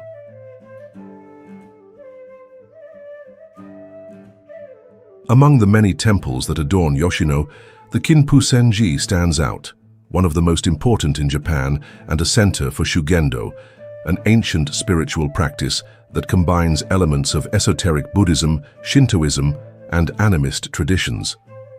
The Zaodo Hall, with its impressive wooden structure, dominates the landscape and represents the deep bond between the mountain and faith. In addition to the Kinpu-senji, there is the Yoshimizu Shrine, which served as a temporary residence for the legendary Emperor Go-Daigo during the 14th century. This historical site holds precious relics and offers a unique perspective on the intersection of politics and spirituality in medieval Japan. The four flowering zones of Yoshino, Shimo Senbon, Naka Senbon, Kami Senbon, and Oku Senbon, provide a unique experience for visitors. As one ascends the mountain, the cherry trees bloom at different times, creating a visual spectacle that can be enjoyed over several weeks. The morning mist that envelops the trees often gives the landscape an ethereal quality, as if Mount Yoshino were a realm separate from the common world.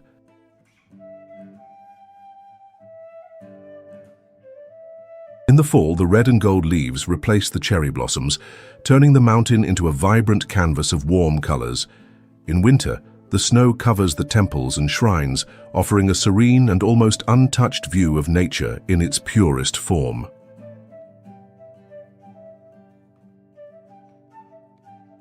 For those seeking an experience beyond conventional tourism, Mount Yoshino offers the possibility of introspection and genuine contact with Japanese spirituality.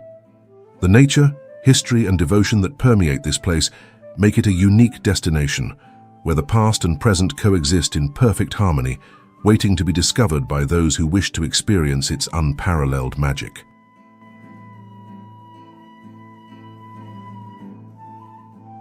Kyoto.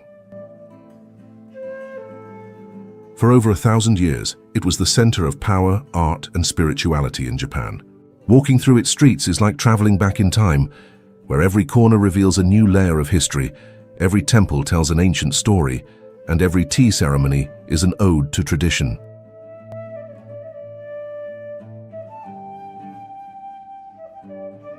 The charm of Kyoto lies in its harmony.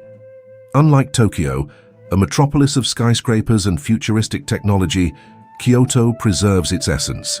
Its wooden temples withstand the test of time. Its tea houses continue to offer refuge from the hustle and bustle of the modern world, and its Zen gardens are sanctuaries of tranquility. The temples are one of the city's greatest treasures. Among the most famous is Kinkaku-ji, the Golden Pavilion. Its gleaming structure, covered in gold leaf, reflects in the serene waters of the surrounding pond, creating a vision that seems almost unreal. Another iconic landmark is Fushimi Inari Taisha, a Shinto shrine known for its thousands of red torii gates, which form a mystical tunnel through the mountain.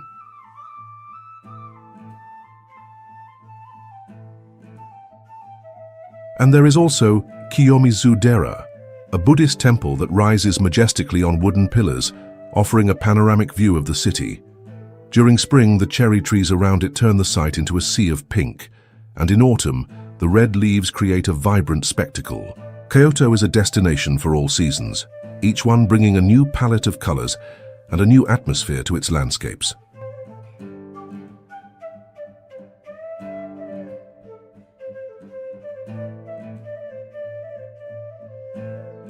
Its historic streets, like those of Gion and Higashiyama, reveal a classic Japan with traditional buildings, lit lanterns, and the rare sight of a true geisha silently walking to a tea house. Gion is the geisha district, a world shrouded in mystery and tradition. And there is also nature. Despite being a large city, Kyoto is surrounded by mountains and filled with green spaces. The bamboo forest of Arashiyama is one of the most stunning places. Walking among the tall bamboo that bends in the wind creates an almost supernatural feeling. It's like entering another world where time slows down and nature asserts itself in its purest form.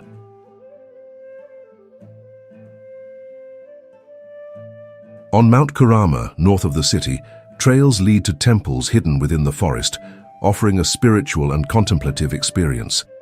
Along the Kamo River, locals and visitors enjoy peaceful strolls, especially in the spring when the cherry trees bloom, painting the banks with soft shades of pink.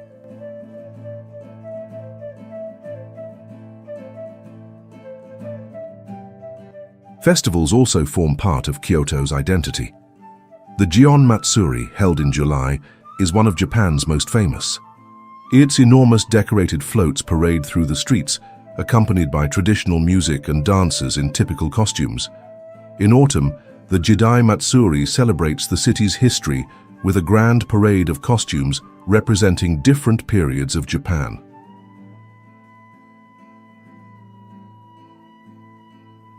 Modernity has not gone unnoticed in Kyoto. While preserved in many aspects, the city also houses technology and innovation. Kyoto Station, for example, is a futuristic architectural center, contrasting with the ancient temples. Universities like Kyoto University keep the city as a leading academic hub.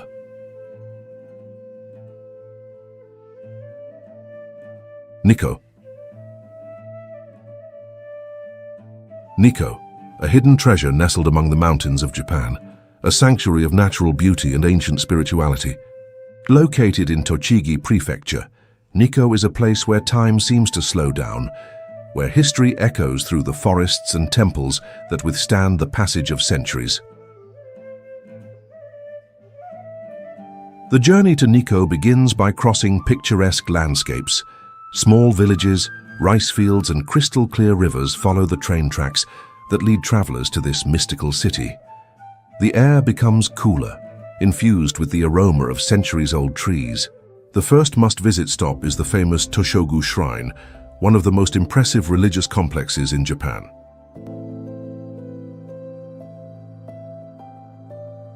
Toshogu is more than just a shrine.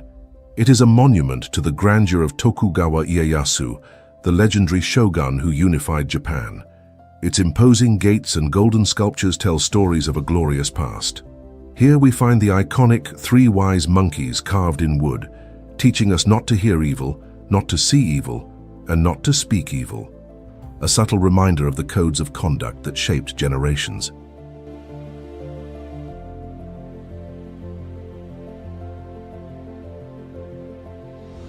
Continuing along, we reach the Futarasan Shrine, a Shinto shrine surrounded by the serenity of nature.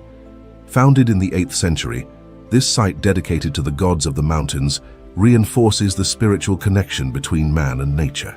Each trail that opens between the trees leads us to a new perspective on the energy that permeates Nikko.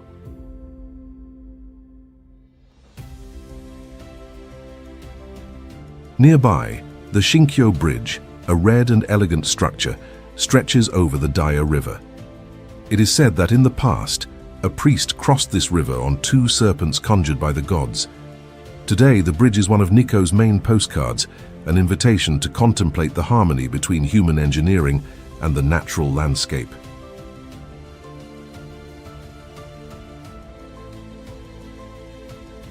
But Nikko is not just history and spirituality.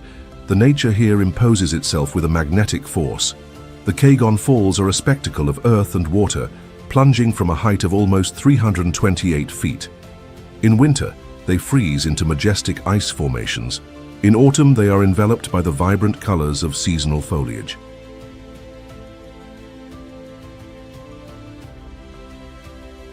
The vastness of Lake Chuzenji impresses with its tranquility and mystical aura. Surrounded by mountains, this volcanic lake is a refuge of peace. In the summer months, its blue waters reflect the clear sky. In autumn, the shores are painted in shades of red and gold. Exploring Nikko is also about discovering the flavors of the region. Yuba, a delicacy made from the skin of soy milk, is a typical and highly appreciated dish by visitors. Local restaurants serve this delight in various forms: rolled, fried, in soups, or alongside rice.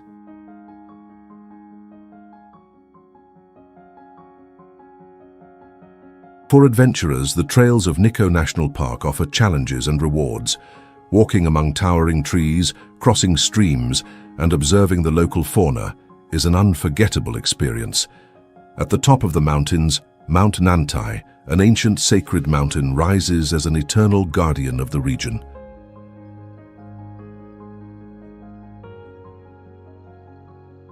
Amanohashi Date. Located in Kyoto Prefecture, this geological phenomenon has been revered for centuries as one of Japan's three most scenic views, alongside Matsushima and Miyajima. The name Amanohashi Date literally means bridge to the sky, and by observing the narrow strip of land covered by pine trees that crosses the Bay of Miyazu, it is easy to understand why. This natural formation stretches for approximately 2.24 miles and connects the two shores of the bay like a divine bridge, offering visitors a unique and almost mystical view of the landscape.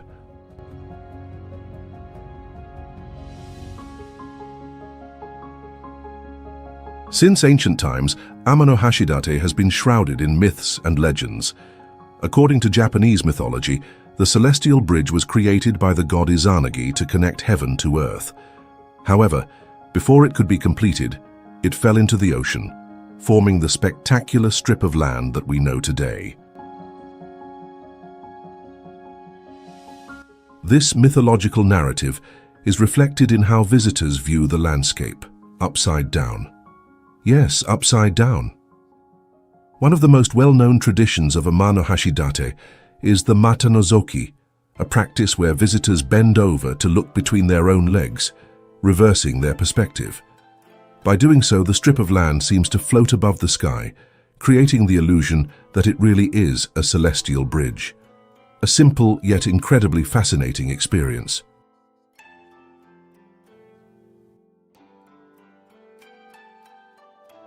In addition to its impressive natural beauty, Amanohashi Date is a place of cultural and spiritual significance.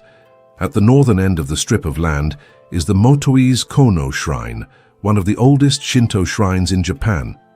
It is said that before being transferred to Ise, the great god of Ise Shrine was originally venerated here, making this a sacred site of great religious importance.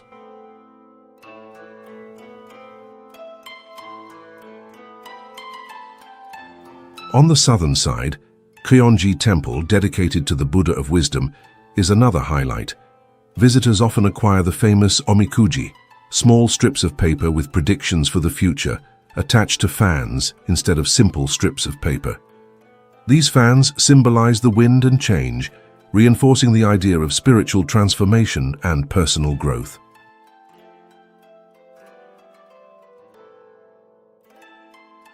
The best way to explore Amanohashi Date is by walking or biking along its length. Walking among the pine trees, feeling the sea breeze and hearing the soft sound of the waves provides a unique connection with nature. For the more adventurous, there are tourist boats that sail the bay, offering an alternative view of the landscape.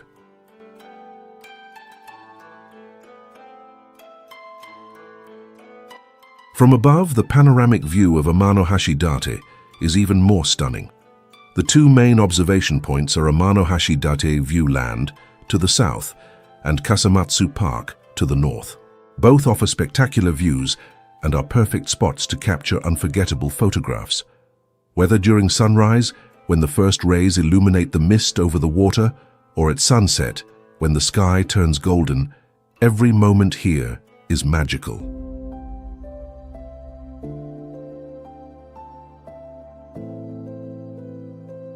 For those seeking a retreat from the hustle and bustle of big cities, Amanohashi Date offers a sanctuary of peace and contemplation.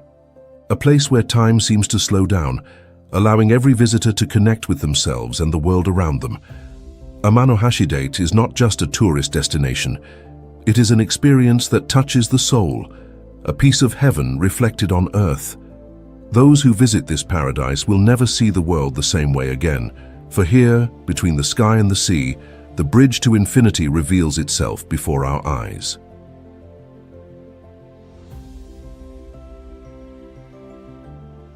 Yonaguni structures. The deep waters of the Pacific Ocean hold unfathomable secrets, remnants of a past that defies our understanding. Submerged off the coast of Yonaguni, a small island in the Ryukyu archipelago in Japan, are colossal formations that have sparked heated debates among scientists, historians, and alternative archaeology theorists for decades. These formations are known as the Yonaguni structures.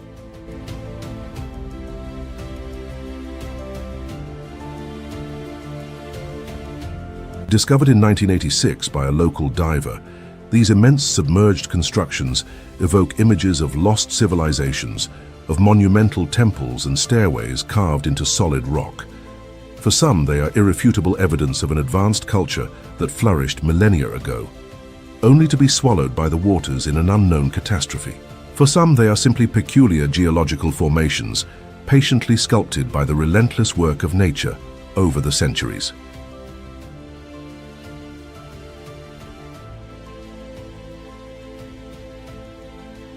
The centerpiece of this enigma is the so-called Yonaguni monument, a structure approximately 164 feet in length, 66 feet in width, and 33 feet in height. Its straight shape and tiered layers suggest a submerged pyramid or a carefully planned architectural complex. Its right angles, flat surfaces, and what many describe as well-defined steps fuel the hypothesis that the structures were indeed constructed by human hands.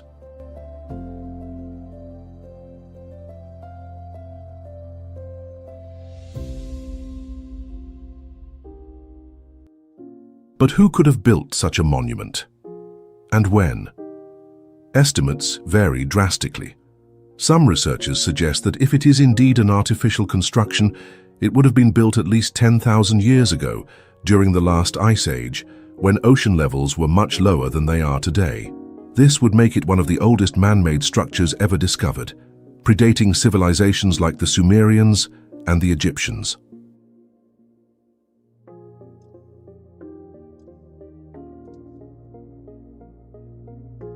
Japanese geologist Masaki Kimura is one of the leading proponents of the hypothesis that Yonaguni is a human-made structure. According to his research, there is evidence of geometric patterns, carvings, and even what appear to be inscriptions chiseled into the rock. Kimura suggests that the structure could be part of an entire city that, in a distant past, was submerged by an earthquake or another catastrophic event. He also points to possible traces of walls, roads, and columns around the main formation.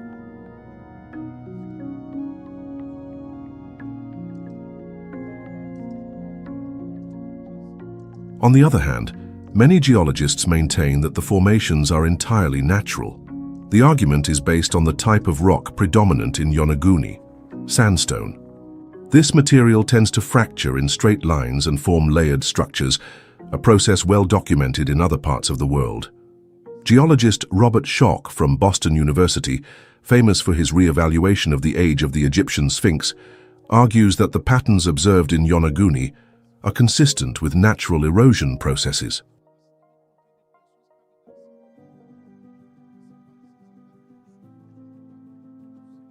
Still, doubts remain.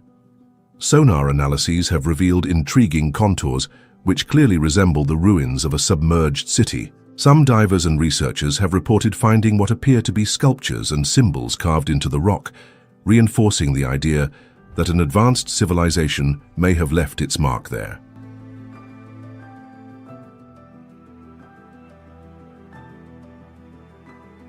Mount Zhao. Mount Zhao, one of Japan's most impressive natural treasures, stands majestically between the Yamagata and Miyagi prefectures. For centuries, this dormant volcano has been the stage for legends, rituals, and a beauty that transcends the seasons. In winter, Zhao transforms into a kingdom of ice and snow, where nature creates unique sculptures. These are the famous snow monsters, or Juhyo, as they are known locally. These formations, caused by the freezing of moisture coming from the Sea of Japan, coat the trees in a white shell, giving them a ghostly and surreal appearance.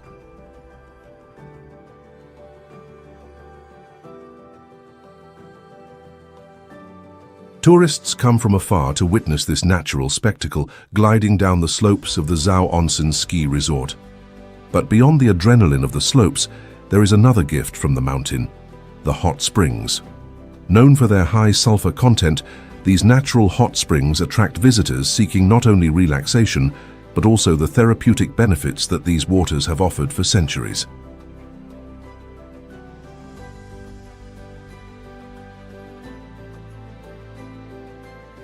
As winter bids farewell, Mount Zhao reveals a new face. The snow melts and gives way to lush trails, ideal for hiking. Adventurers climb to the Okama crater, a volcanic lake of an impressive emerald green. Its color changes depending on the light and the composition of the water, creating a dynamic and mysterious visual spectacle.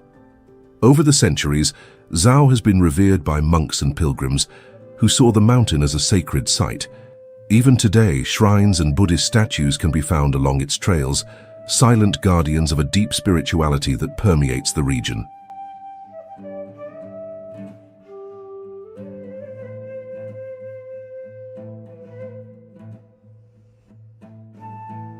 Each season brings its own magic to Zhao. In autumn, the red and golden leaves paint the slopes, transforming the landscape into a mosaic of vivid colors. In summer, the green fields and the cool mountain breezes offer a refuge from the scorching heat of Japanese cities.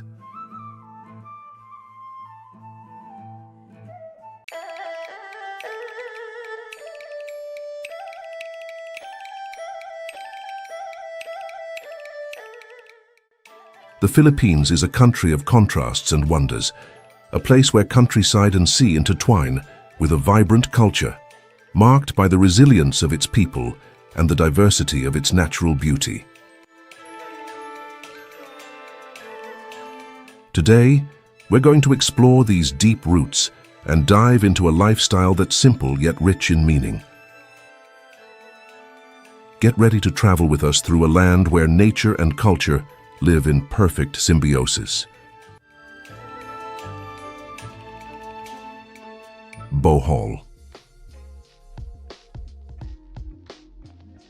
Imagine an island where time seems to bend to nature's will, where rolling hills, as if molded by divine hands, coexist with white sandy beaches, tropical forests, and hidden caves.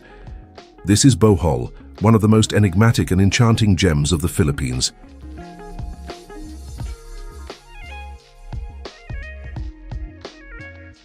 Located in the heart of the Filipino archipelago, Bohol is an invitation to wonder, a living narrative of nature, history, and culture.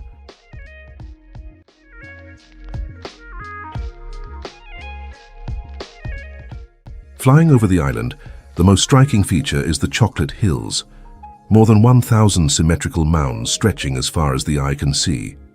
During the dry season, the vegetation turns brown, giving rise to their delicious nickname.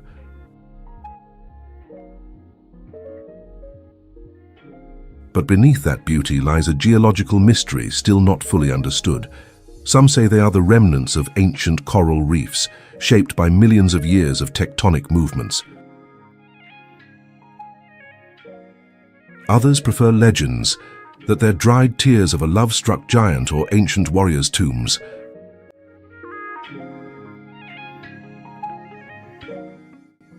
On solid ground, Bohol unfolds in diversity. The beaches of Panglao, with their crystal-clear waters and coral reefs, are a sanctuary for divers and marine life lovers. There, sea turtles swim beside colorful schools of fish, while dolphins play in the waves at sunrise. Bohol's underwater life is among the richest in the world, and its preservation is a top priority for both locals and environmentally conscious visitors.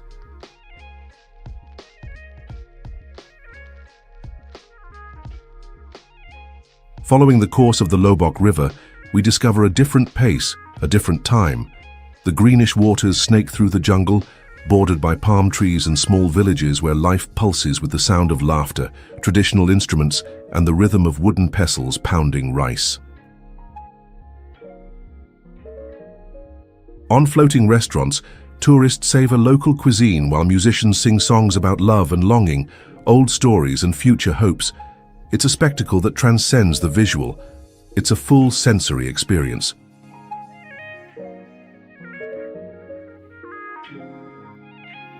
But Bohol is more than natural landscapes. It is also a cradle of history and resistance. In 1565, it was here that Datu Sikatuna sealed a blood pact with Spanish explorer Miguel López de Legazpi in a brotherhood ritual that is now celebrated as a symbol of diplomacy and friendship. In the heart of Tagbilaran city, this moment is memorialized in monuments and in the collective memory of the Boholano people.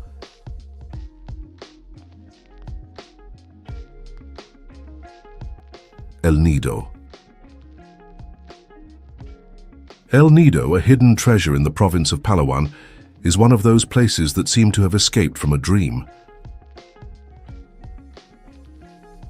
Upon arrival, visitors are immediately embraced by a quiet enchantment, as if entering a natural sanctuary where time loses its urgency.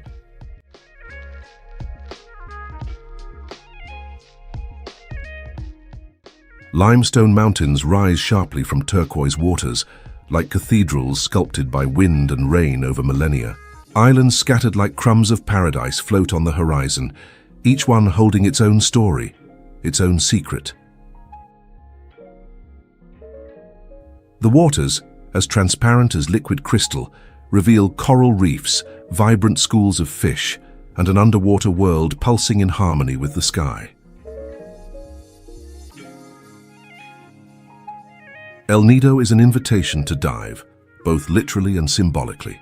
Diving into its secret lagoons or hidden caves nestled between cliffs, one doesn't just enter the ocean, but something deeper, a rare connection with Earth in its purest form. Every stroke unveils silence, beauty, and a peace that's difficult to describe in words.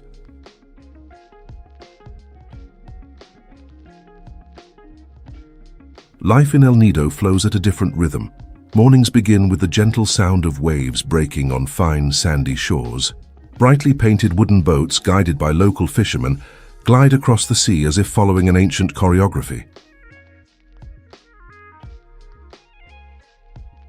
The coastal villages still breathe simplicity. Wooden homes, children playing by the water, kitchens steaming with the aroma of fresh fish and just cooked rice.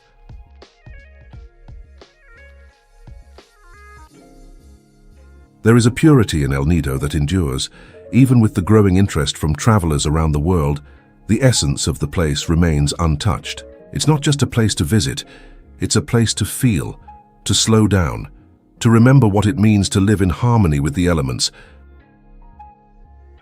The sun that warms without burning, the rain that arrives without rushing, the wind that whispers rather than shouts.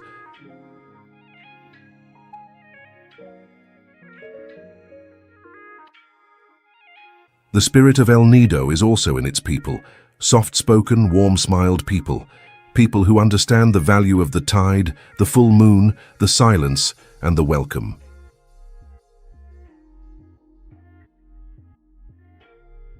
People who know that true beauty lies in the balance between man and nature, in mutual respect and in gratitude for life's simplest gifts.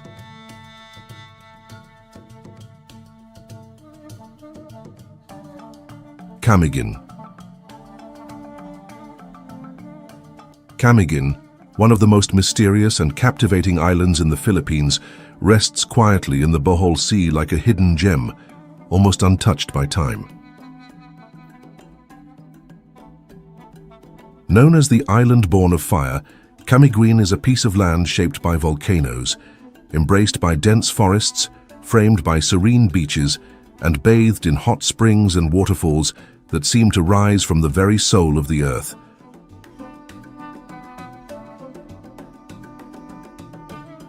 Upon arriving in Camiguin, the first impression is that of a natural sanctuary. Nature here doesn't impose, it embraces. The paths are lined with palm trees, the roads gently wind through rolling hills, and the landscapes shift between the deep green of tropical vegetation and the hypnotic blue of the sea. The horizon is often interrupted by volcanic cones, a constant reminder that the island is alive, quietly pulsing beneath the feet of those who explore it.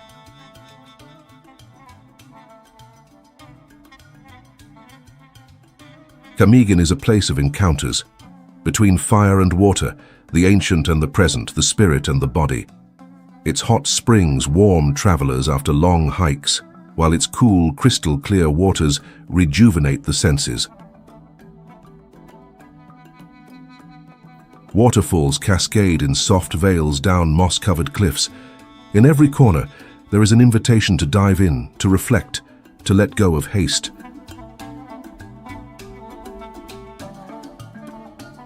The island also holds stories, submerged ones, like the old town that sank after a volcanic eruption, where time-worn crosses rise from the sea like silent monuments to nature's power.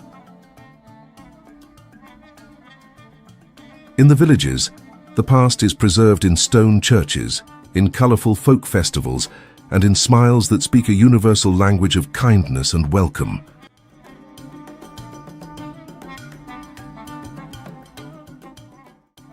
Camiguin has the gift of being both small and immense. Small because it can be circled in just a few hours. Immense because every mile feels like a world of its own. Every deserted beach, every hidden trail, every tree's shadow carries a profound silence, a mystery that invites pause and respect.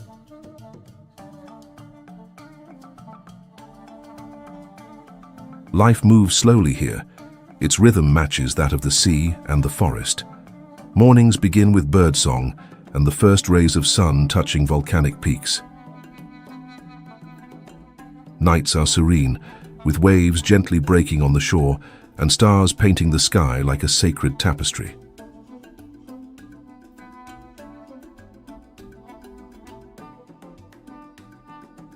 The people of Camiguin live with simplicity and wisdom. Fishermen cast their nets at dusk, farmers tend the fertile land, and children play freely.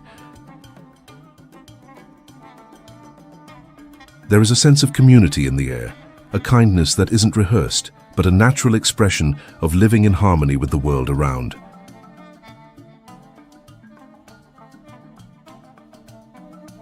Busuanga. Busuanga, the largest island in the Calamian group, rests north of Palawan like a promise of adventure and serenity. It's a place where nature still speaks loudly, where the sea hides shipwrecked secrets, and where green-cloaked mountains seem to touch the sky.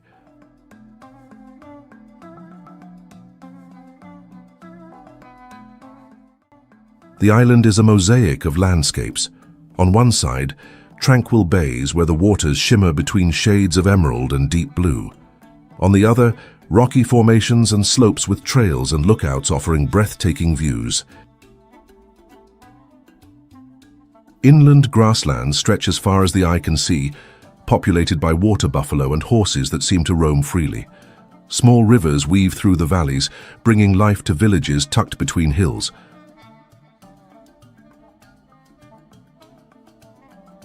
Busuanga is also famous for hosting some of the world's best diving spots, thanks to World War II shipwrecks.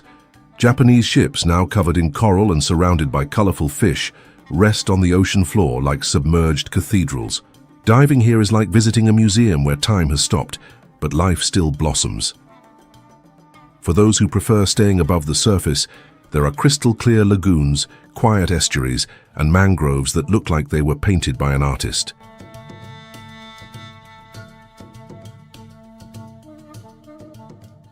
The natural beauty of Busuanga is matched by the simplicity of daily life. Fishing villages live in harmony with the sea. Wooden houses balance on stilts, and the smell of grilled fish mixes with the scent of wildflowers carried by the breeze.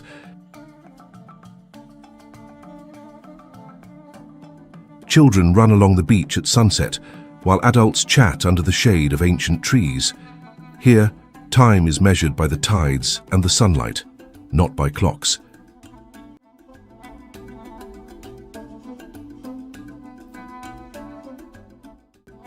Exploring Busuanga is a journey without hurry. Whether riding a motorcycle along dirt roads or gliding in a canoe through neighboring islands, everything invites contemplation.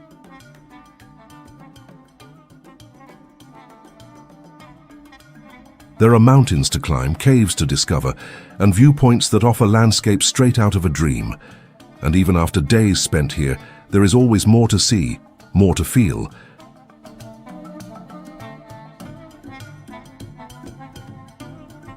But Busuanga is also a teacher.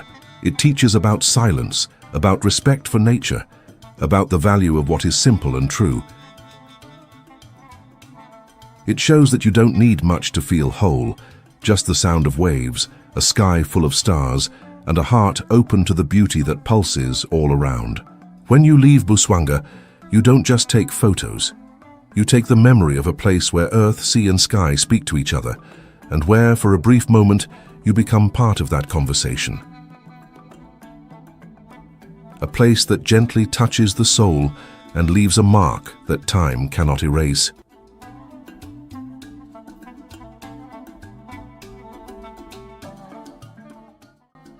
Siargao.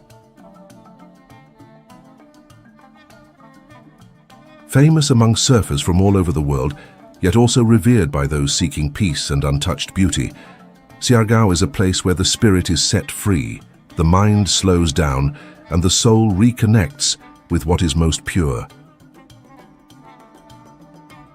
The island breathes with the rhythm of the sea. Its waves, some of the most perfect in all of Asia, are not just a challenge for surfers, they are poetry in motion. Cloud 9, its most iconic surf break, stands like an altar in the middle of the ocean, where the sound of boards slicing through the water blends with the song of the wind. Yet even those who don't surf find in Siargao a kind of dive, into the water, into nature, into themselves.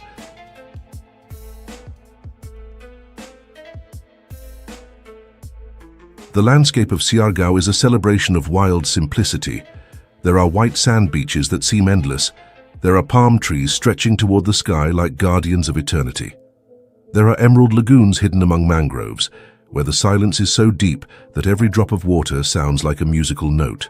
On clear days, the sky blends with the sea, and on cloudy ones, the island takes on a melancholic beauty, almost cinematic in nature. But Siargao isn't just made of beaches. It's made of people. People who live lightly, who smile with their hearts, who welcome without rush.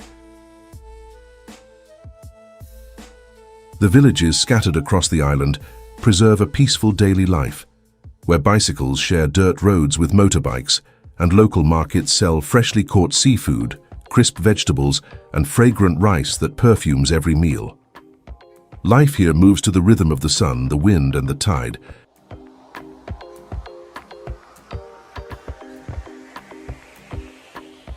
Exploring Siargao is a sensory adventure. Walking its trails means hearing the rustling of leaves, smelling the scent of wet earth, and marveling at small details that go unnoticed in big cities. It means visiting neighboring islets like Daku, Naked, and Guyam in a boat ride that feels like a magical crossing through an enchanted archipelago. It means getting lost and found again among coconut groves, natural pools, and hidden cliffs.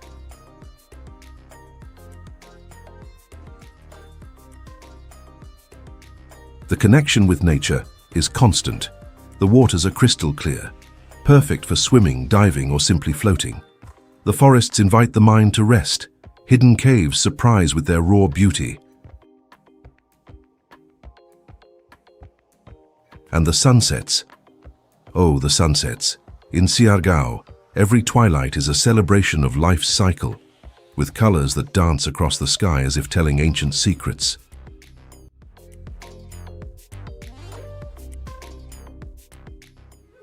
Siquijor.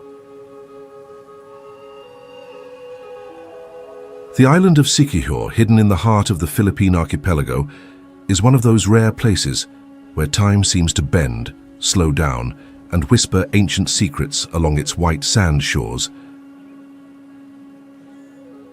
Known as the Island of Fire, a name inspired by the fireflies that illuminate its tropical nights, Siquijor transcends the ordinary. Here, nature and mysticism coexist in almost mythical harmony, wrapped in an aura of mystery that blurs the boundaries between the physical and spiritual worlds.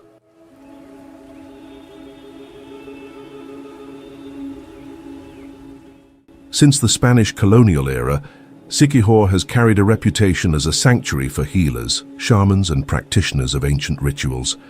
For the locals, this ancestral knowledge is more than belief.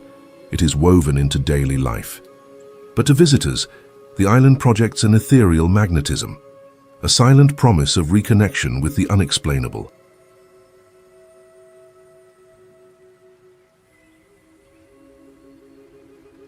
Arriving in Sikihor feels like a rite of passage. The boat, departing from Dumaguete, cuts across the crystal blue waters of the Bohol Sea, approaching the island like one nears an ancient secret. The pier at Larina reveals at first glance the contrast between the village's calmness and the vast legends that surround its forests.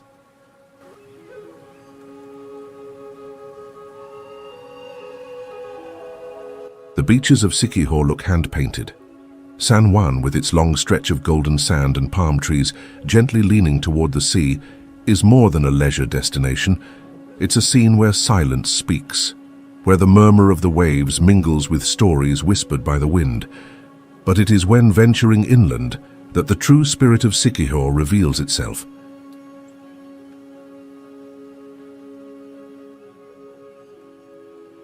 Cambugahe Falls tumbles in cascades over ancient rocks, creating natural turquoise pools.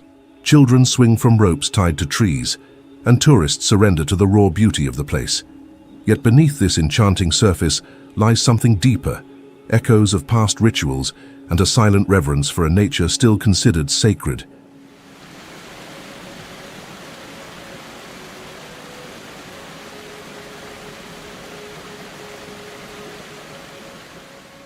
Farther inland in San Antonio, the presence of traditional healers becomes clear. Known as mananambal, these men and women practice a form of healing that combines herbal medicine, prayers, and incantations. Stories passed among the locals speak of enchantments, love potions, and protection rituals.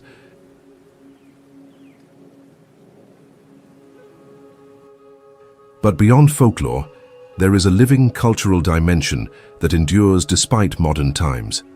In Sikihor, the unseen has its place. Trees are greeted, mountains are revered, and waters are respected as portals to other worlds.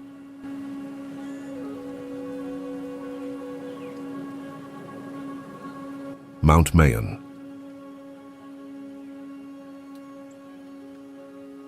Mount Mayon rises majestically over the landscape of Albay province in the southeastern region of Luzon. Its nearly perfect conical shape is one of the most iconic in the world, drawn with such precise symmetry that it looks as though it was sculpted by ancient gods, but its serene beauty contrasts with a restless temperament. Mayon is not only a geological marvel, it's a powerful reminder of nature's uncontrollable force.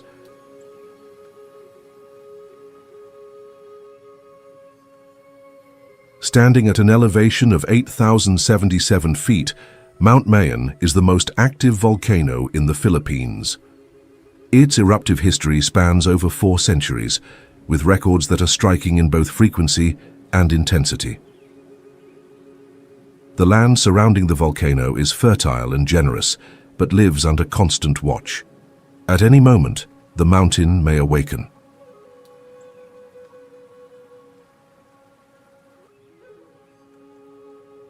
The name Mayon comes from Magayon, which means beautiful in the local Bicol language. The legend behind the name is both tragic and romantic. It tells the tale of Daragang Magayon, a maiden of rare beauty who fell in love with a warrior, but whose love ended in tragedy. From her death, the mountain rose, a silent beauty that holds within its shape the memory of a lost love.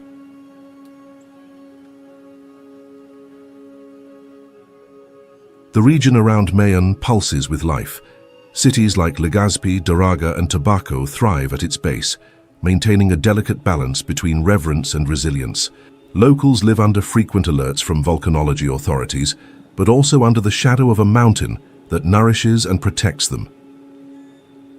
Because to them, Mayon is not just a volcano, it is a living entity, guardian of both land and sky.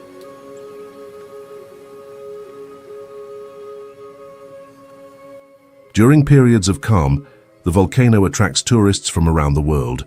Its green slopes covered in forests and rice fields are explored through hiking trails and scenic routes.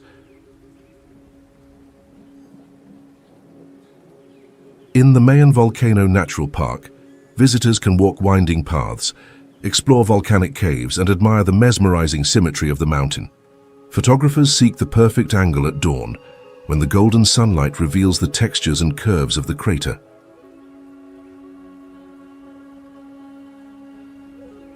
But the beauty of Mayon is only one of its aspects. Its destructive power is an inseparable part of its identity. The eruption of 1814 was one of the most devastating in history, burying the city of Kagsawa under lava and ash. What remains today of the old Kagsawa church is its ruined bell tower, standing alone against the sky, a silent witness to a disaster that shaped the region's collective memory.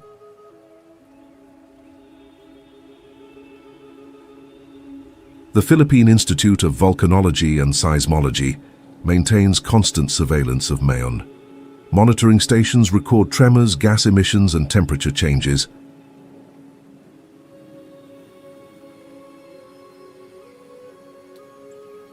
Samar Island. Samar Island, the third largest in the Philippines, is a place where nature still sets the rules. A land where wild rivers cut through untouched forests, where caves hide underground worlds, and where the past echoes in the ruins of old Spanish missions. Located in the eastern Visayas region, Samar is divided into three provinces: Western Samar, Northern Samar, and Eastern Samar. But these political boundaries say little about the island's deeper identity. Here, what truly matters are the rivers, the mountains, and the stories that shape the relationship between humans and the land.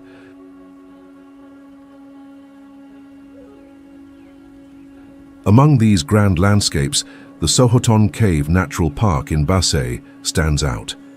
A labyrinth of stalactites, limestone formations, and underground rivers that seem to have come from an ancient tale.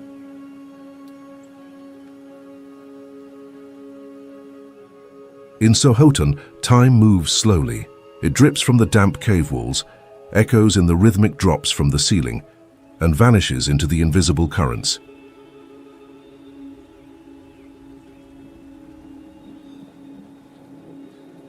Local guides, flashlight in hand and a reverent demeanor, lead visitors through narrow tunnels and hidden chasms. They tell stories that many of these caves were sacred to ancient peoples, places of offerings, rituals, and deep silence. And as you walk through their corridors, you feel something else, a kind of presence that cannot be explained, only accepted.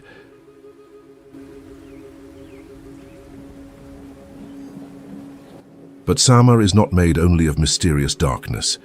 It is also a stage of light and color, of vibrant wildlife. On the eastern coast, the Pacific Ocean imposes itself with violent waves and deep seas.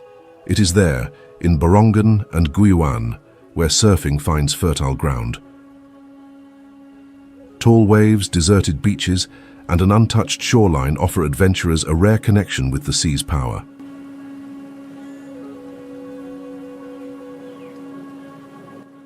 In contrast, the island's interior shelters dense forests and hidden waterfalls. The Lulugayan waterfall in Calbiga is one of those hidden gems, a river that spreads into dozens of white arms, descending the rocks like a bridal veil. The sound of the water dominates the environment, interrupted only by the songs of birds that dwell in the high tree canopies.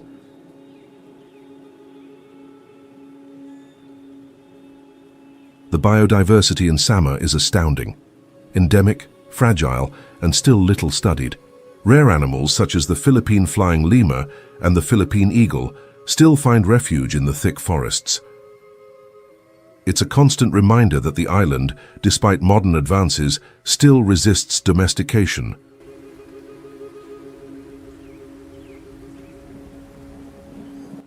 Twin Lagoon, Coron.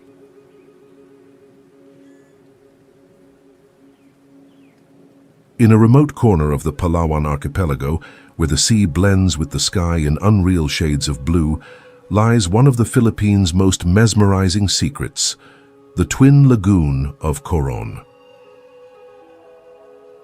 Two natural pools intertwined, carved between limestone walls that rise like ancestral fortresses. In this liquid sanctuary, time slows down, silence speaks, and nature expresses itself with almost mystical precision.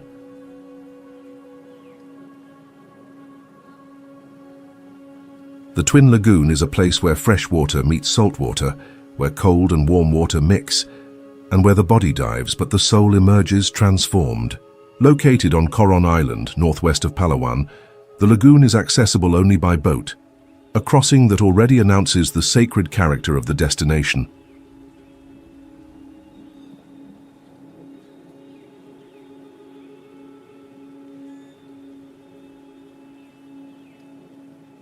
The first lagoon welcomes visitors with calm, emerald-colored waters. Surrounded by cliffs covered in tropical vegetation, it is a space that invites contemplation. Boats anchor slowly, and tourists, in almost ceremonial silence, step down to float under the open sky. But it is the second lagoon, hidden behind a narrow opening in the rocks, that holds the true mystery. During low tide, it's possible to swim through the gap or float through it with a life vest. When the tide rises, a wooden ladder helps in crossing over the rocks. The moment of crossing feels like a baptism. On one side, the visible world. On the other, a universe protected by stone walls where absolute silence reigns.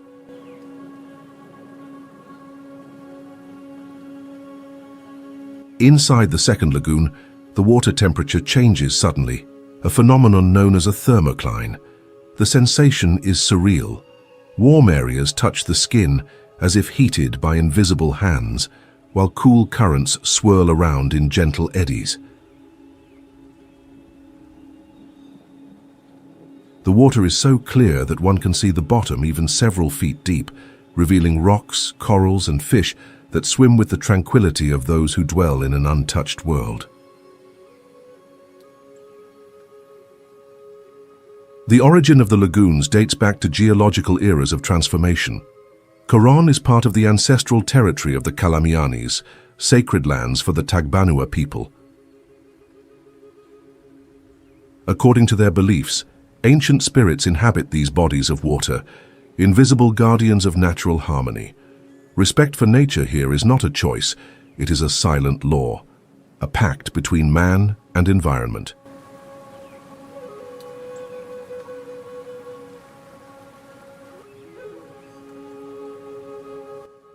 San Vicente, Palawan. A land where nature remains nearly untouched, where the horizon seems endless, and where the concept of beauty finds new meanings at every curve of the coastal road. Located between Palawan's most popular destinations, El Nido to the north and Puerto Princesa to the south, San Vicente still retains an atmosphere of serene isolation.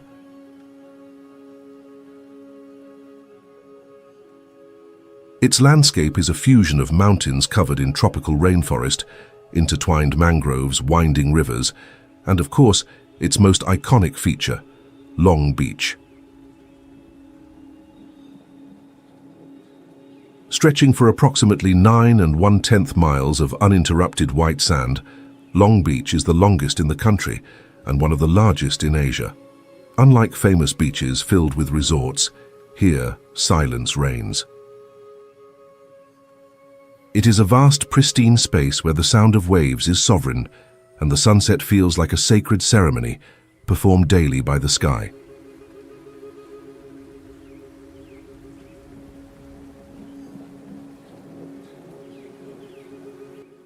But San Vicente is much more than a long strip of sand. It is also an archipelago of inner experiences. The village of Port Barton, located on the western side of the municipality, is one of these hidden gems. Surrounded by small islands and coral reefs, it is a launching point for diving with sea turtles, snorkeling in vibrant coral gardens, and boat rides on waters as calm as mirrors. Port Barton attracts travelers in search of authenticity. Without large hotels or heavy infrastructure, it thrives on sustainable tourism, with family-run guest houses, freshly cooked meals, and stories told by candlelight during blackout nights, a refuge for those seeking the essential. Further inland, communities such as New Agutaya and Poblacion preserve the resilient and welcoming spirit of the people of Palawan. Locals live off fishing, agriculture, and increasingly ecotourism.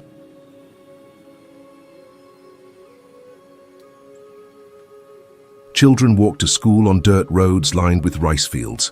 Fishermen leave before sunrise, while women take care of the markets, gardens, and homes.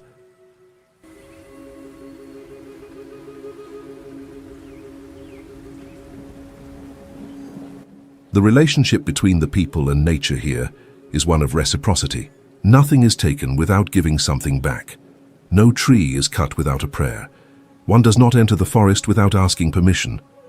Respect for the land is part of daily life, an ancestral knowledge that endures, even in the face of modern promises.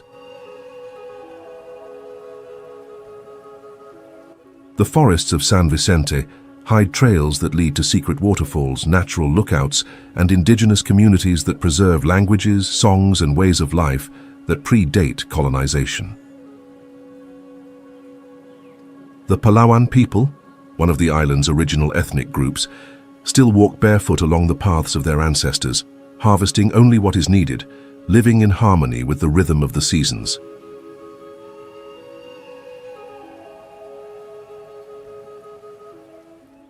Zamboanga. Zamboanga, located at the far southwestern edge of the Philippine archipelago, is a place where cultures intertwine, where colonial history merges with ancestral traditions, and where the sea and the mountains coexist in harmony.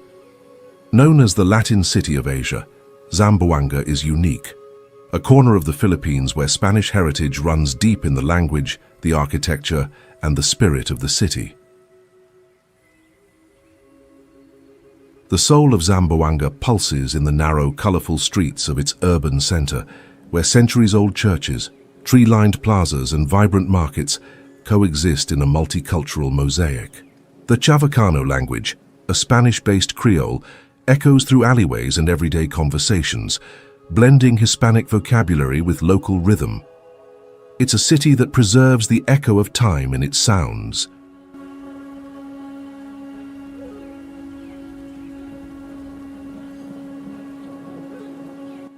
By the sea, Fort Pilar rises as a sentinel of history.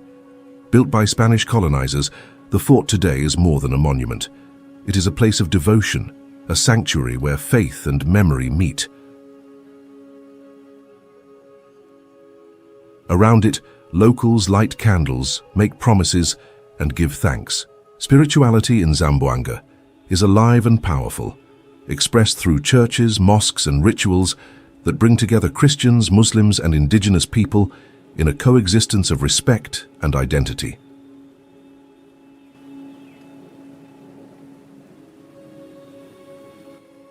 Zamboanga's beaches are unexpectedly beautiful. Santa Cruz Island, with its slightly pink sand, is a spectacle of its own. The contrast between the turquoise blue sea and the pinkish shore creates a surreal landscape. Nearby mangroves are home to rare birds, crabs, and a quiet fauna that completes the scenery with subtle life.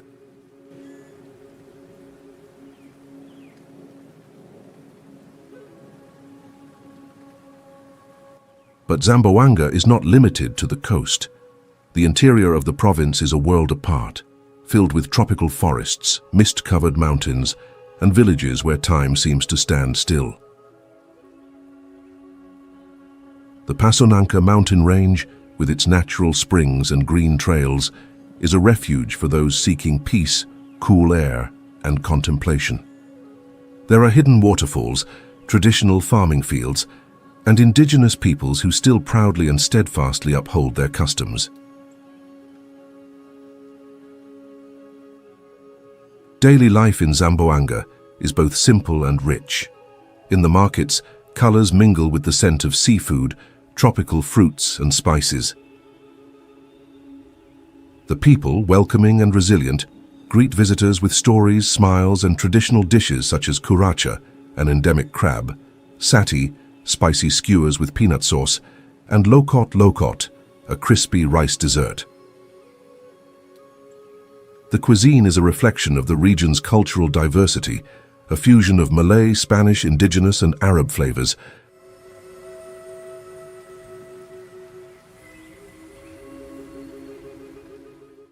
Cebu Island. Cebu Island, located in the heart of the Philippine archipelago, is a place where history, nature and modern life intertwine in a near magical way. Arriving in Cebu is stepping into a mosaic of experiences. Cebu City, the provincial capital, is a bustling urban center.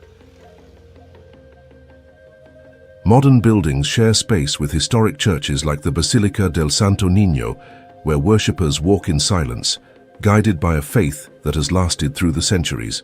Magellan's Cross, a symbol of the beginning of Christianity in the country, rests in a quiet shrine, reminding visitors of the Spanish colonial past that has shaped much of the local culture.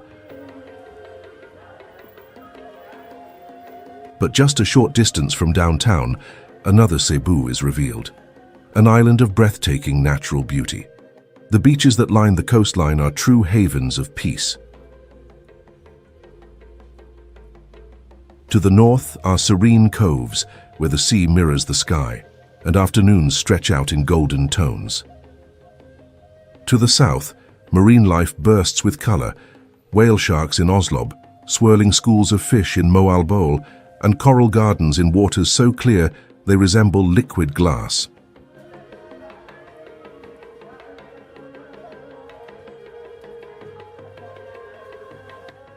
In the island's interior, time moves slowly. Narrow roads wind through mountains, revealing farmland, quiet villages, and easy smiles from those who live in harmony with the land. In every corner, nature shows its generosity. Waterfalls like Kawasan, where water flows in turquoise layers, secret caves that hold ancient silences, and scenic viewpoints that offer breathtaking views. Everyday life in Cebu is filled with flavors, sounds, and encounters. The markets buzz with the movement of merchants and locals. Traditional dishes such as lechon, roasted pork, are culinary celebrations proudly shared.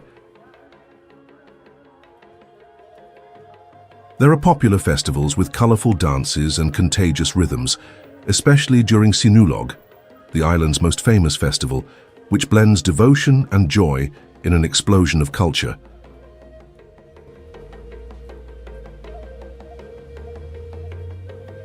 Cebu is also a launch point for bigger adventures.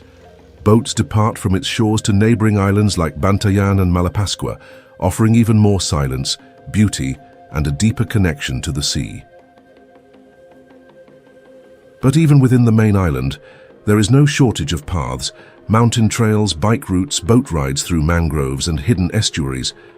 The soul of Cebu lies in its diversity. It is both urban and rural, historical and modern, wild and welcoming.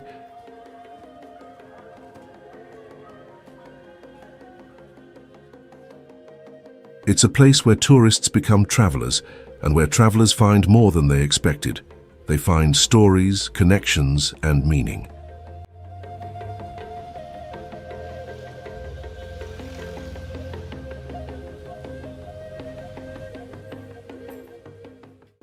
Hundred Islands National Park. Hundred Islands National Park, nestled in the calm waters of Lingayen Gulf, in the province of Pangasinan. There are more than 100 small islands rising from the sea, like gemstones sculpted by time, covered in dense vegetation and surrounded by waters that shimmer in shades of blue and green. It's a place seemingly created for silence, reflection, and reconnecting with nature.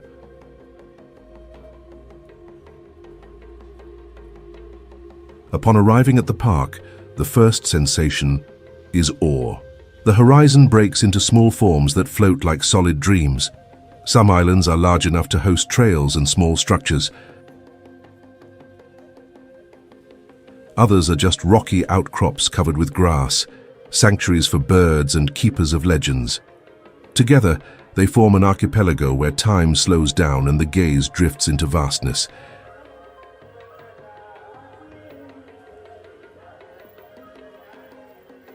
Each island holds a mystery. Some have hidden caves where golden rays of light pierce the darkness. Others feature secret beaches, accessible only at low tide or by a quiet swim. There are natural viewpoints where, from a single spot, one can see dozens of islets dotting the sea like words in a stone poem. And even with such variety, the park seems to speak a single language, that of balance, peace, and harmony between man and nature.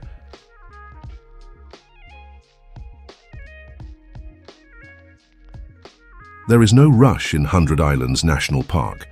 Exploring it means surrendering to the rhythm of the tides. Simple boats carry visitors from one island to another, as if gliding through a separate world.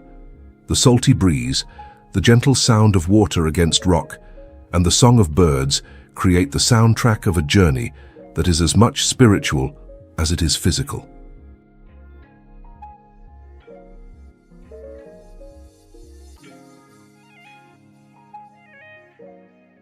Marine life is vibrant. Coral reefs, colorful fish, and sea urchins inhabit the shallow waters like silent guardians. Snorkeling and diving are not just activities. They are ways to connect with a hidden and fascinating universe where everything moves with grace. Above the water, birds fly between the islands, perch on curved branches, and observe the world with the calm of those who know their place on this planet.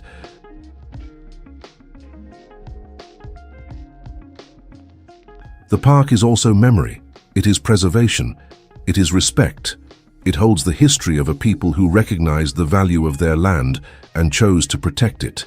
It's a reminder that beauty does not need to be molded, only cared for.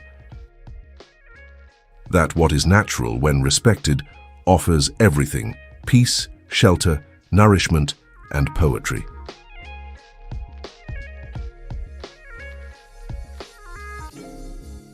Visiting 100 Islands National Park is more than a trip. It is a return to the simple, the essential, the things that truly matter. It is an invitation to see the world with more tenderness and to realize that there are still places where the sky kisses the sea without noise, where islands whisper ancient stories, and where the spirit finds rest. When you leave, you don't just take pictures. You take with you the certainty that there are still sanctuaries in the world where nature speaks and man listens. 100 Islands. National Park is one of those rare places, a fragment of eternity between sky and sea.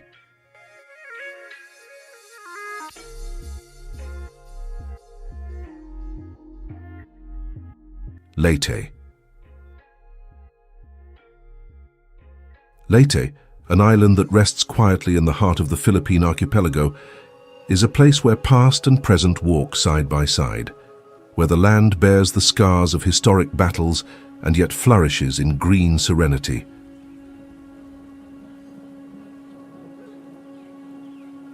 The sea surrounding Leyte is calm and generous, gently washing light-colored beaches and quiet coves that seem crafted for silence. Tiny islets are scattered along the coast like promises of seclusion and untouched beauty.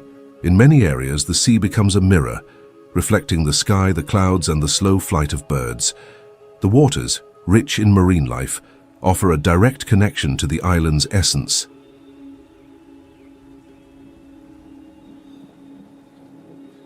Inland, the scenery transforms.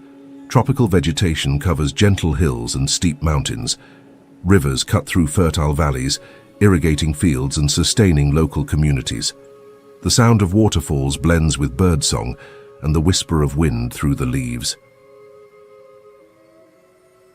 Leyte is green, it is humid, it is fertile. Every trail leads to discovery. Hidden waterfalls, natural lookouts, and villages that have kept traditions alive for generations.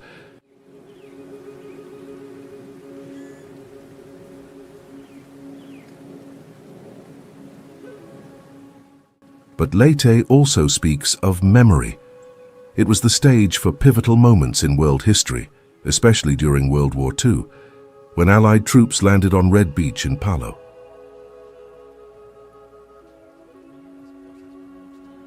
Today, monuments and memorials honor sacrifice, liberation, and reconstruction. A quiet weight lingers in the air, coexisting with the lightness of daily life. It's as if the island carries a deep respect for what has been, even as it keeps moving forward.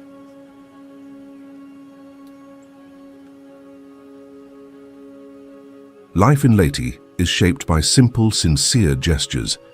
Cities like Tacloban blend the urban with the traditional, with markets full of the aroma of fresh fish, tropical fruits, and local spices. In the communities, hospitality is a deeply rooted value. Children play in plazas and along the riverbanks. Elders share stories beneath the shade of trees. And music, always present, cradles life with tenderness.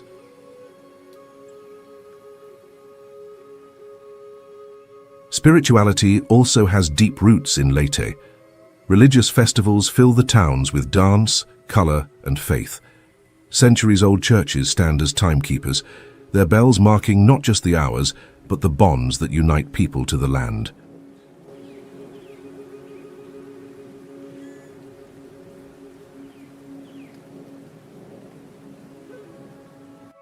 Luzon. A place where mountain ranges touch the clouds, where rice terraces create living patterns across valleys, and where dormant or active volcanoes shape the horizon with silent grandeur. It is in Luzon where you'll find Manila, the nation's capital, a vibrant, chaotic, and energetic metropolis. Crowded streets, bustling markets, historic churches, and skyscrapers coexist in an urban dance that pulses with the rhythm of millions.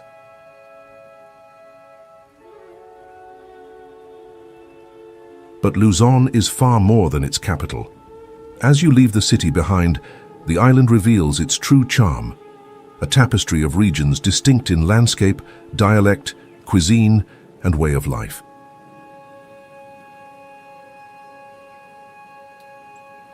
To the north, the Cordillera Mountains rise like natural fortresses. Here, the rice terraces of Banawe stretch out like hand-carved masterpieces, preserved for generations by indigenous peoples. The air is cool, time slows down, and the earth speaks to those who walk upon it. Communities keep ancient traditions alive with festivals, rituals, and crafts passed down through memory and daily practice.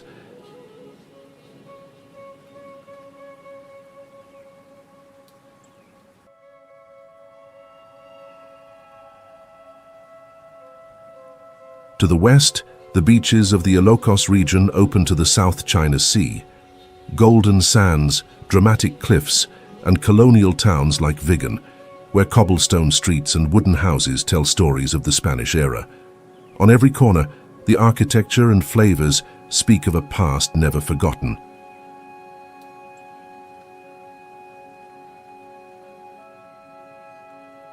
In the central region, volcanoes take center stage.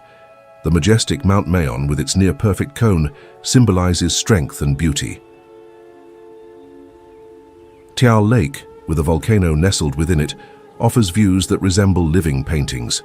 Further south lies Mount Pinatubo, whose 1991 eruption marked the nation's history. Now a place of serene crater lakes and hiking trails, a testament to both nature's power and its renewal.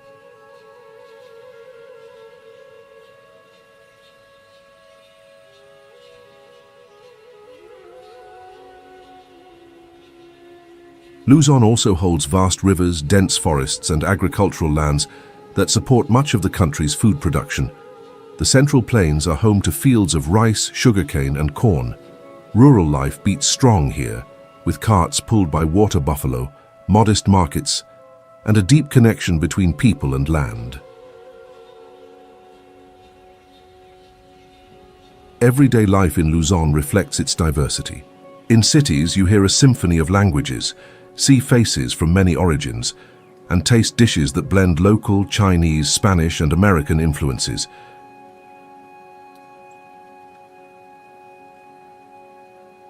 In the countryside, routines follow the rhythm of the seasons, harvests and village festivals.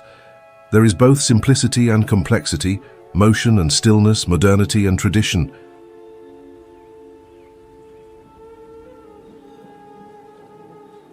Religious festivities and celebrations are everywhere. Faith moves crowds, in processions, in festivals with masks and music, and in small daily acts of devotion. Spirituality in Luzon is tangible, something felt in the eyes, in the temples, and on the sacred mountains.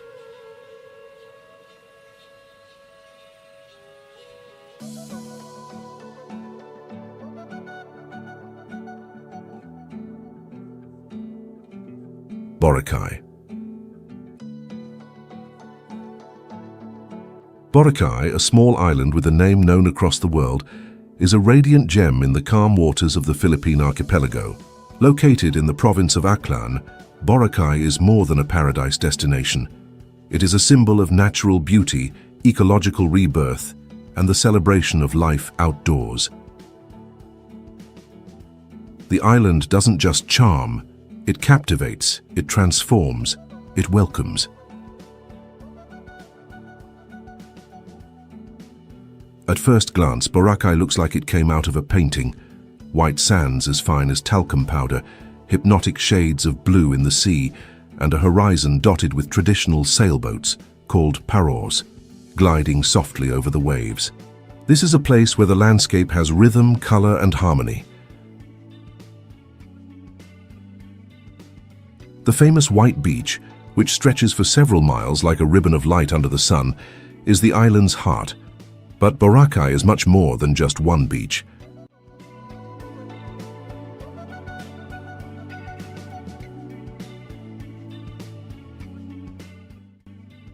As you explore its surroundings, you'll discover hidden coves, scenic viewpoints, mysterious caves, and trails that lead to places of absolute stillness. Spots like Puka Shell Beach and Iligiligan Beach reveal a quieter Boracay, where the wind speaks with the leaves and time slows even further.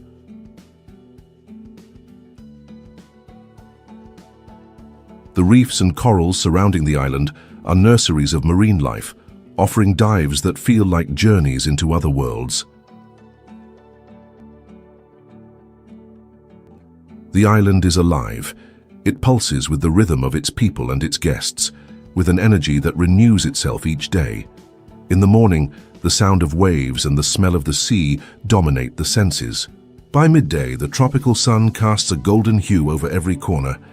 At night, the beach becomes a stage for music, dancing, and celebration, all with a relaxed joy that is uniquely Filipino.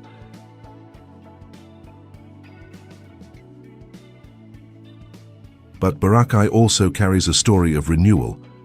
After years of unregulated growth, the island underwent a period of closure, recovery, and reinvention. Today, it stands as an example of sustainable tourism, with rules designed to protect its beauty and ensure that paradise remains untouched. Nature has responded and is now more vibrant than ever.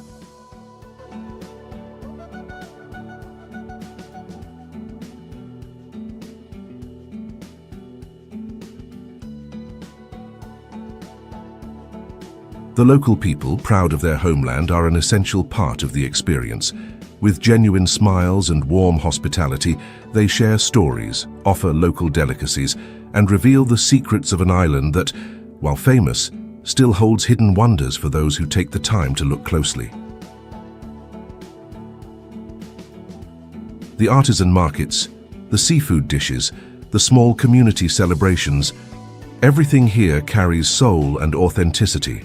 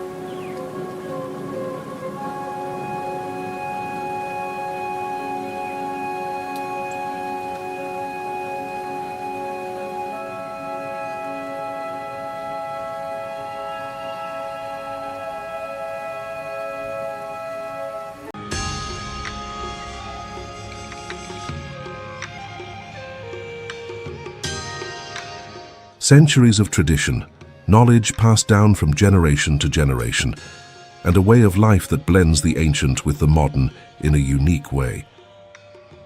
In every corner of this country, there is a distinct rhythm, a way of cultivating the land, raising animals and respecting nature.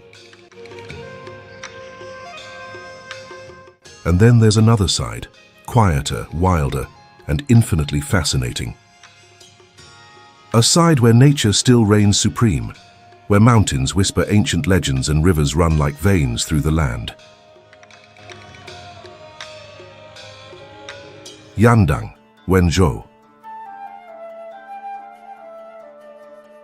Nearly 120 million years ago, volcanoes from the Cretaceous period shaped this land. Rivers of rhyolitic magma carved out an impressive caldera.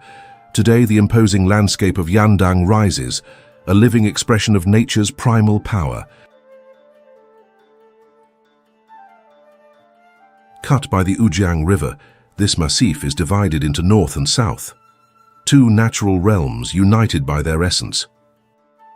In the heart of the north rises Mount Yandang, vertical peaks, dense valleys, and waterfalls that seem to emerge straight from myth.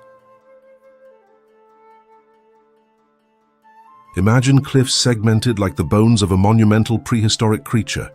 The rocks hold layers, ignimbrite, rhyolite, tuff, remnants of the four volcanic eruption phases that created these stratified formations.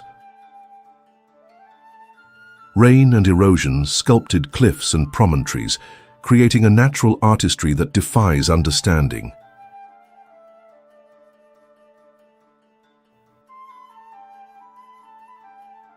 In the hidden valleys, mist dances between rocky columns, giving Yandang a spiritual aura, immortalized by poets, monks, and scholars since the Tang dynasty.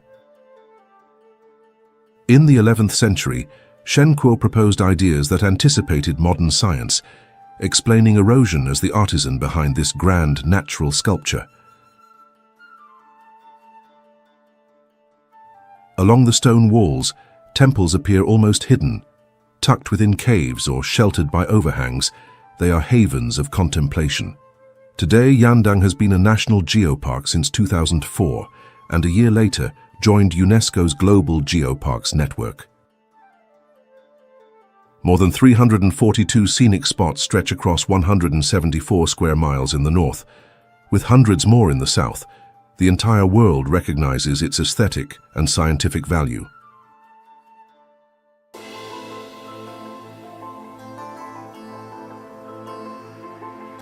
Bajiaoshan Mountain. The experience of Bajiao Mountain is first captured from above, revealing the unmistakable silhouette of jagged rocks rising like natural fortresses in southern China. Bajiaoshan, of modest altitude, about 1,152 feet, lies in Hunan, not far from other stone giants that form the Langshan Range, an area designated in 2010 as a UNESCO Natural World Heritage Site within what is known as China Dangxia. Its uniquely sharp, labyrinthine and color-infused landscape evokes geological stories millions of years old, embedded in rocks that defy the erosion of time.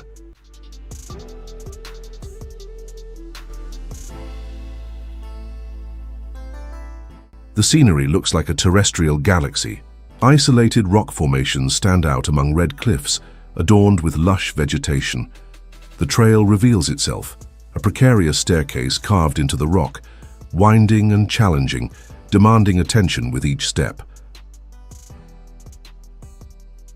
Walking here is almost a rite of passage, a communion with ancestral earth. From time to time, small platforms with rudimentary railings appear at the cliff's edge, where tourists pause to contemplate. The sensation of standing at the edge, between sky and abyss, heightens the sensory experience, invoking the deep silence of Earth's altitude.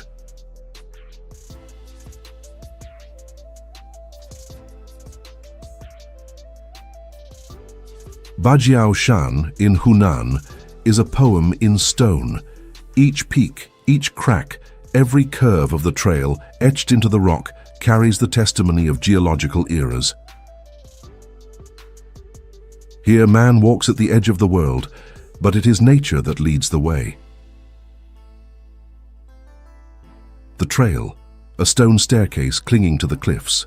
In some sections, weathered steps appear to have been carved by human hands centuries ago, yet are shaped by time and rain.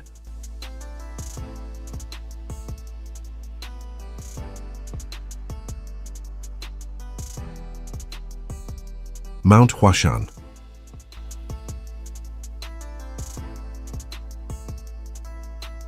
In the heart of China, where the echoes of history resonate along the mountain slopes and the wind carries the whispers of the ancients, rises one of the most sacred and challenging peaks in the country, Mount Huashan. Located in Shanxi province, about 75 miles from the city of Xi'an, this natural colossus is not just a geological wonder. For centuries, Mount Huashan has been revered as one of the 5 great sacred mountains of Taoism, each representing a cardinal direction. Huashan is the mountain of the West, a symbol of endings, twilight, but also of spiritual awakening. Perhaps for that reason, it has drawn hermits, monks, poets, and adventurers seeking transcendence. The mountain rises majestically, with 5 main peaks that defy gravity and test the limits of human courage. The South Peak, the highest, reaches about 7,070 feet above sea level. But it's not just the altitude that's astonishing. Huashan has gained global fame for hosting one of the most dangerous trails in the world. Images of wooden walkways, precariously fastened to the side of a sheer cliff, have become icons of adventure tourism. But what today is a tourist challenge was once a path of devotion.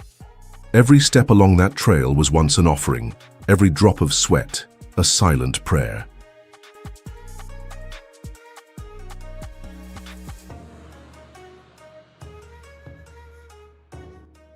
Ancient stories speak of monks who climbed the mountain in search of divine revelations. They left behind the world of men to get closer to the world of immortals. It is said that Laozi, the legendary founder of Taoism, visited Huashan, and that the vital energy, or qi, flows uniquely through those rocks.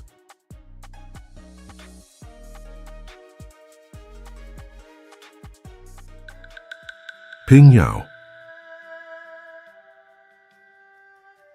Located in Shanxi province, Pingyao is not just an ancient city.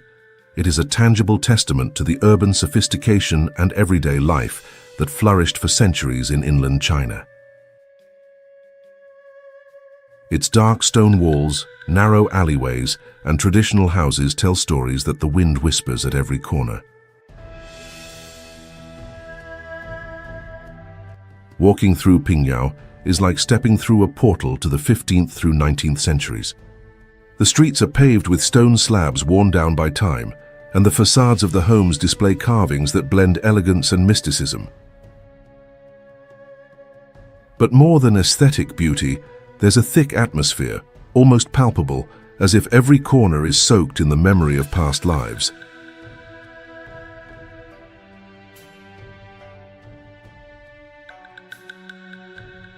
The heart of the city beats with serenity and wisdom. Modern sounds are muffled by the thick walls of ancient buildings, and the air feels heavier, charged with the weight of history. Pingyao was, for a long time, a vital financial center of the Chinese Empire. During the Qing dynasty, it became the birthplace of China's traditional banking system, home to the first financial institution known as a piaohao. These early banks did more than store wealth. They connected merchants across the vast empire through credit notes and innovative transactions.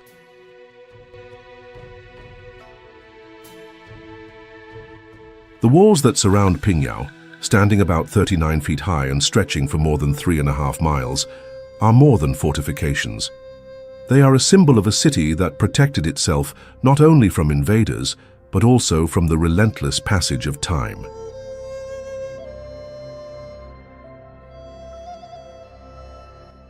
Zhangjiajie Mountains. In Hunan Province, where clouds dance between deep valleys and ancient forests whisper ancestral secrets, rise the Zhangjiajie Mountains, a kingdom of stone and mist, so ethereal it feels like a dream.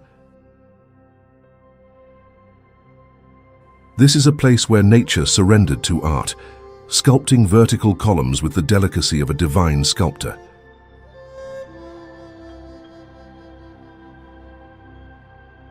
For first-time visitors, the impression is surreal. The sandstone columns emerge from the mist like silent sentinels from a forgotten age. Some rise hundreds of feet into the air, standing apart from one another, cloaked in vegetation that defies gravity. It is as if the earth fractured, creating natural bridges between sky and ground. Among these formations, silence reigns, a deep, sacred stillness interrupted only by birdsong or the rustle of leaves.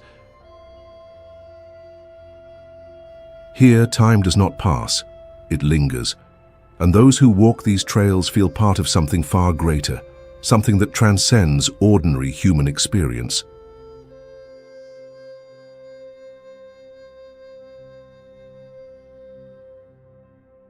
Zhangjiajie is home to a unique biodiversity. Rare species of plants and animals find refuge in its canyons and caves. But beyond its ecological importance, this place is a cultural and spiritual symbol. For centuries, it inspired poets, artists, and monks who saw in its vertical forms a staircase to the heavens. The Zhangjiajie National Forest Park, part of the Wulingyuan Scenic Area, is a UNESCO World Heritage Site, and not without reason. Every trail, every viewpoint, every hanging bridge reveals a new angle, a new story carved by stone, a universe where nature speaks in the language of rock, moss, and wind.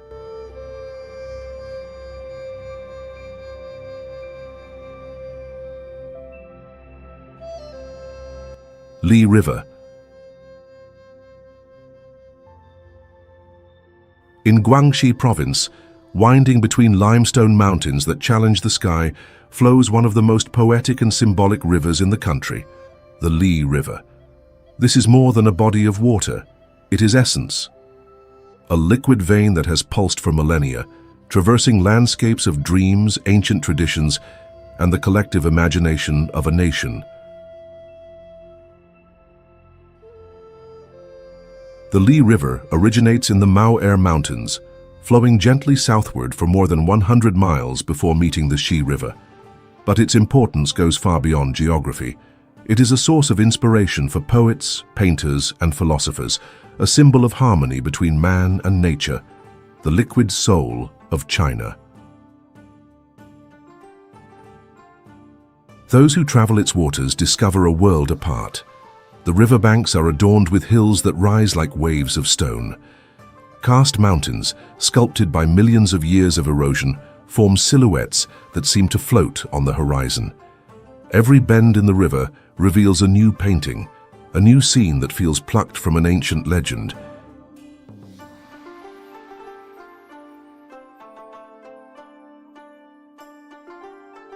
It is impossible not to surrender to the ethereal beauty of this landscape.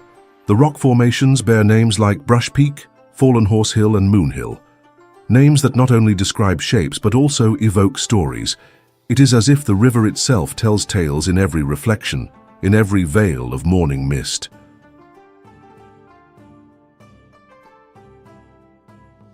At dawn, the mist slowly rises from the calm waters, wrapping everything in a veil of mystery.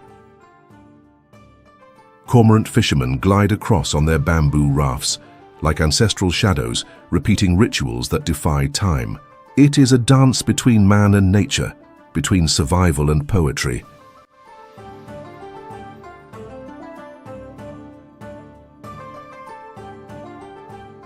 Gailin and Yangshuo. There is a corner of China where nature has become art, where mountains rise from the earth like brushstrokes on rice paper, and time seems to move in rhythm with the waters. That place is Guilin. And just south of it, like a more serene and introspective echo, lies Yangshuo. Together, these two towns form a visual and spiritual symphony that has enchanted travelers for centuries. Guilin, whose name means Forest of Osmanthus, is the starting point for a journey that transcends tourism and dives into contemplation. Its karst landscapes, sculpted by millions of years of erosion, are not just geographic features. They are spiritual, they are symbols, they are poetry in stone. As you walk through Guilin, your eyes are constantly drawn to the sky, for it seems that the mountains rise directly from above. Peaks covered in dense vegetation emerge from fertile plains, creating a surreal landscape that has inspired generations of artists, calligraphers, and Taoist monks. There are no sharp lines, no right angles, only soft curves and fluid forms, as if the earth itself were breathing.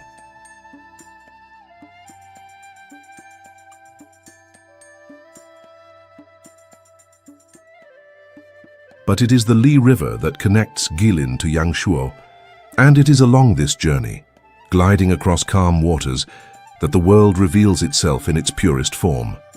Yangshuo, at the end of the route, emerges like a whisper, smaller, more intimate, but no less powerful. If Guilin is the gateway to the sublime, Yangshuo is where that sublimity unveils itself with gentleness. Its landscapes retain the grandeur, but the rhythm is different, more human, closer, more inward.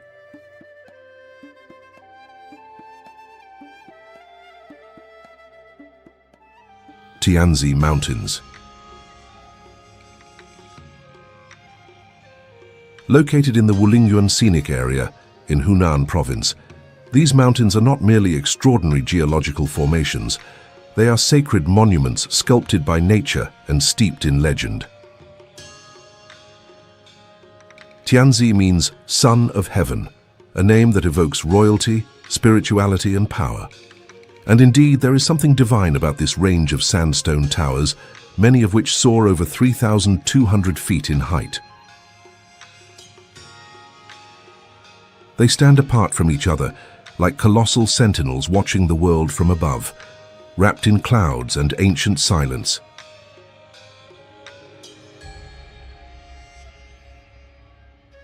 The first sight of the Tianzi Mountains is a transformative experience. Words fail to capture the feeling of standing before this vertical stone forest. It's as if you've entered a forgotten world where gods once walked and left their signature carved into the landscape. Each peak, each rocky spine, seems to contain an untold story. Throughout the day, the light changes the mountain's expression. In the morning, mist covers everything like a veil, creating the illusion that the peaks are floating above the clouds. By noon, the sun reveals dramatic contours, deep shadows, and almost human-like textures in the stone. At dusk, soft golden light paints each column with reverence and mystery.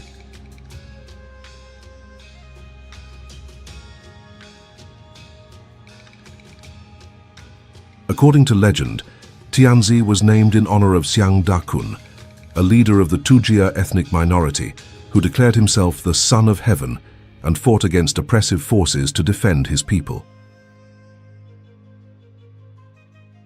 It is said that after his death, the gods transformed his soul into these immortal mountains as a tribute to his bravery.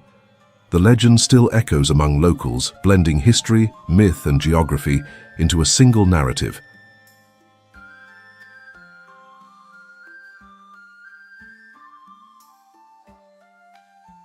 Great Wall of China. A colossal serpent of stone, brick, and earth that winds through mountains, valleys, and deserts, stitching together the very fabric of Chinese history. Spanning over 13,100 miles, the wall is not just a structure, it's a declaration. a symbol of resistance, strategy, and a civilization determined to protect its dreams, its culture, and its sovereignty. It was built, modified, and rebuilt over centuries by different dynasties, each leaving its mark on this stone colossus. The idea of a defensive barrier arose even before China was unified, but it was under the Qin dynasty, in the 3rd century before Christ, with Emperor Qin Shi Huang, that the first sections were connected, forming the backbone of what we now know as the Great Wall. An engineering feat and a story of human sacrifice, it was constructed by soldiers, peasants, prisoners, and artisans. And yet, it transcends its original purpose. Over time, the wall became more than protection against invaders. It became a symbolic axis, a cultural backbone, a reflection of the tenacity and discipline that shaped the Chinese spirit over millennia. Every stone laid carries more than weight. It carries history. Beneath the feet of those who walk its path lie the footsteps of countless laborers, the decisions of emperors, the watchful eyes of sentinels scanning the plains for smoke signals on the horizon. Along its watchtowers and bastions, the wind still whispers echoes of battles, urgent messages conveyed through fire signals, and strategies mapped out by torchlight. Every tower is an observatory into the past, every bastion a place for reflection.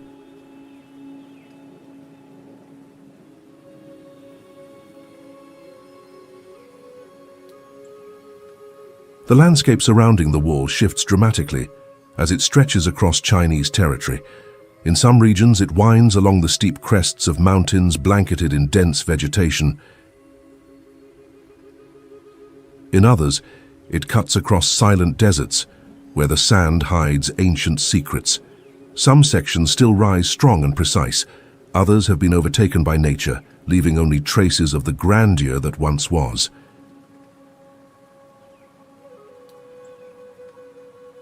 And yet, it persists, like a whisper that never ceases, like a stone river that continues to flow, even when the human eye can no longer follow it.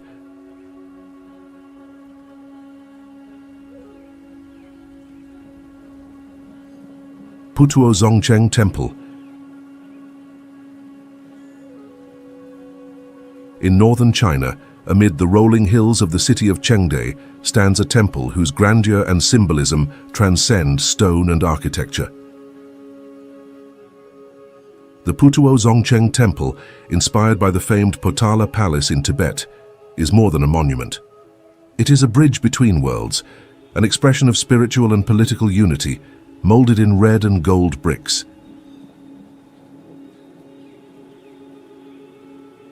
Built in the 18th century during the reign of Emperor Qianlong of the Qing dynasty, the Putuo Zongcheng Temple was constructed as a tribute to harmony among the diverse peoples of the empire.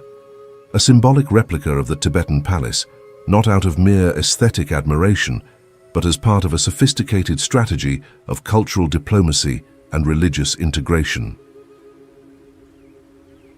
This colossal temple was designed to welcome Tibetan Buddhist dignitaries and representatives of ethnic minorities in a space that embraced them spiritually, while also clearly affirming the power and benevolence of the Chinese imperial throne. At Putuo Zongcheng, architecture, belief, and politics walk side by side, weaving a narrative in which the sacred and the secular are intertwined.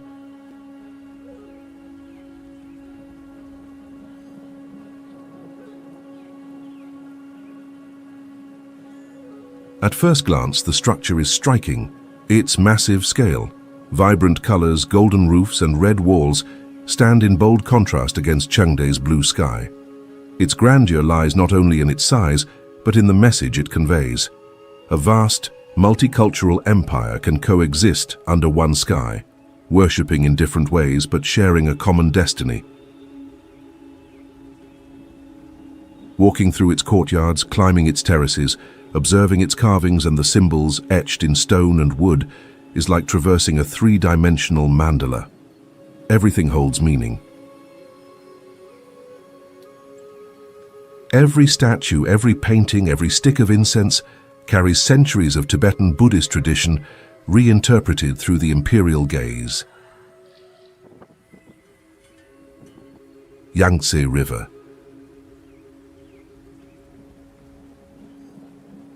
Across the vastness of China, where centuries intertwine like the fibers of an ancient scroll, flows a river that is more than a body of water. It is the backbone of a civilization. The Yangtze, the longest river in Asia and the third longest in the world, is more than geography. It is liquid memory, an ancient witness, and the vital artery of a people who shaped their destiny along its shores. Spanning more than 3,900 miles, the Yangtze begins in the glaciers of the Tibetan Plateau and flows west to east until it empties into the East China Sea. Along its journey, it passes through breathtaking landscapes, mountains, forests, plains, gorges, and colossal cities. It is a river of contrasts, where the ancient and the modern flow side by side. Since time immemorial, the Yangtze has been the cradle of cultures. Ancient peoples settled along its banks, cultivated rice fields, built temples, and founded dynasties. It bore witness to the blossoming of Chinese thought, the emergence of Confucianism, Taoism, and Buddhism. Along it traveled caravans, imperial boats, humble fishermen, and wandering poets.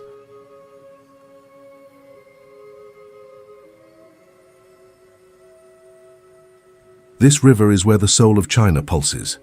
Its name, Changjiang, the Long River, carries the notion of continuity and endurance. And indeed, few elements of the Chinese landscape symbolize resilience and fluidity as powerfully as its waters. The Yangtze is also the stage for myths.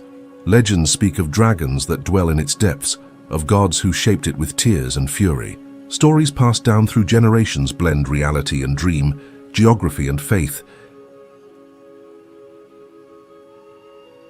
creating a powerful imagination that still resonates in the villages and cities the river touches. Chongqing Hongyadong.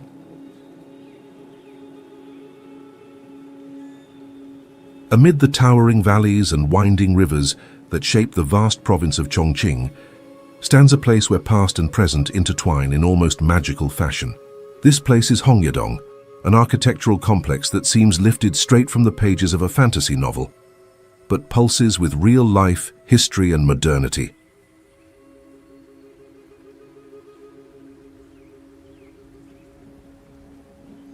Hongyadong, with its vertical structures stacked along the hillside, echoes the ancient stilted architecture of China's mountain communities.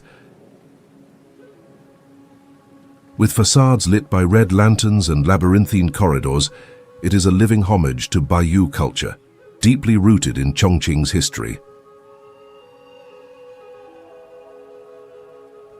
It is an architectural spectacle that seems to float above the Jialing River, a meeting point between the mystical and the everyday.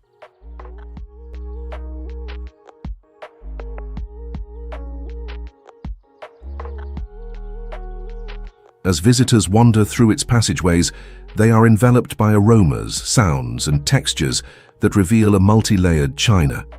Restaurants serve spicy traditional dishes, street vendors call out to customers in familiar, nostalgic tones, and street performers enact ancient plays or folk songs. Every floor of Hongyadong reveals a new layer of the city, as if a book is being read one level at a time. The complex spans 11 stories, connecting street level to the riverbank, and it surprises visitors with its ability to preserve tradition amidst urban chaos.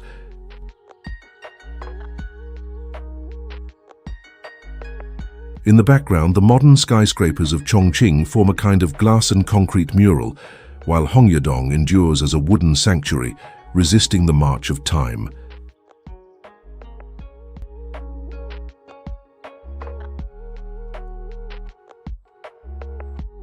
Beijing.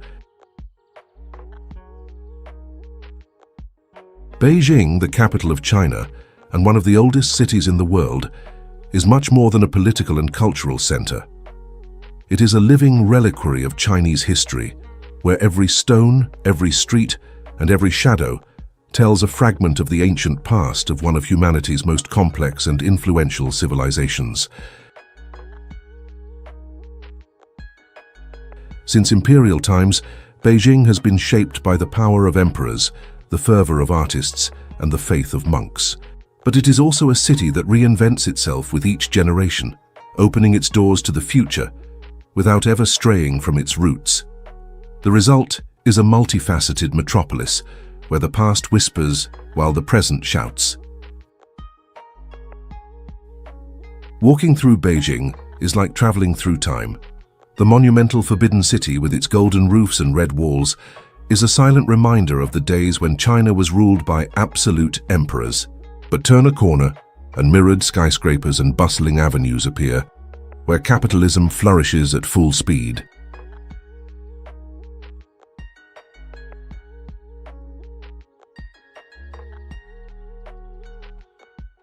In the hutongs, the city's traditional alleyways, you still hear the sound of old bicycles, the clinking of porcelain bowls, and conversations around a cup of tea.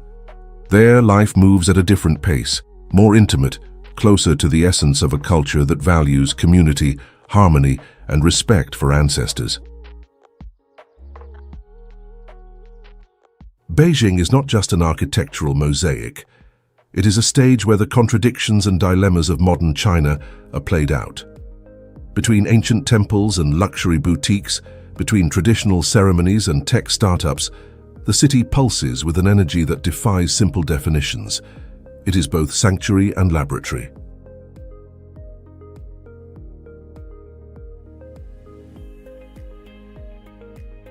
Shanghai.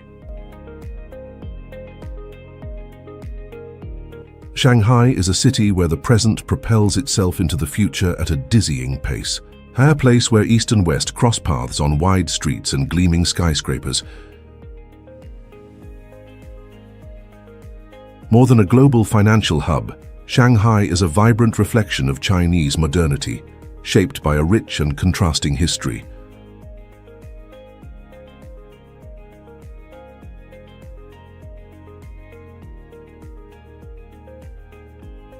Located at the mouth of the Yangtze River, the city blossomed as a commercial outpost and, since the 19th century, has undergone radical transformations. It was once a foreign colony, a battlefield of political ideologies, and today it rises as a symbol of national ambition.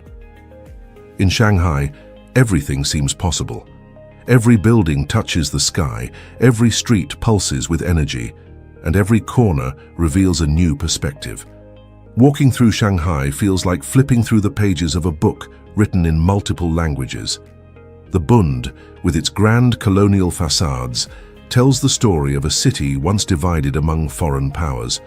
On the other side of the Huangpu River, Pudong rises, a forest of steel and glass where the skyline redefines the boundaries of contemporary architecture.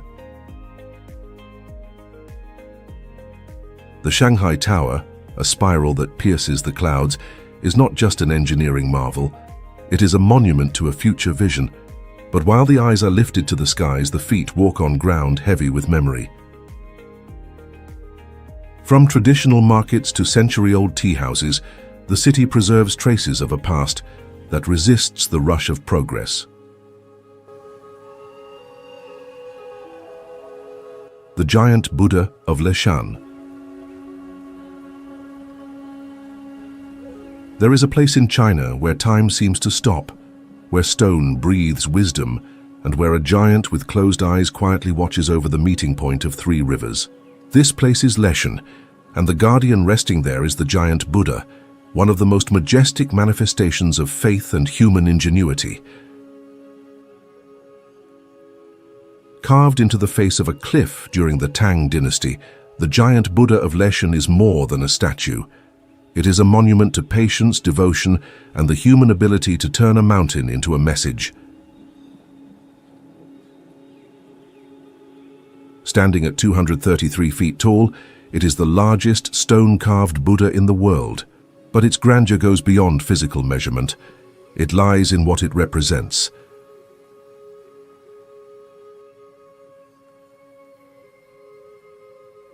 For over 900 years, generations dedicated themselves to the creation of this colossal figure. Monks, artisans, and ordinary workers shaped every serene detail of his face with hammers and chisels. His gaze, turned toward the river, was designed to calm the turbulent waters that once collided there, bringing safety to passing boats and hope to riverside communities. The story of the giant Buddha is deeply rooted in popular faith.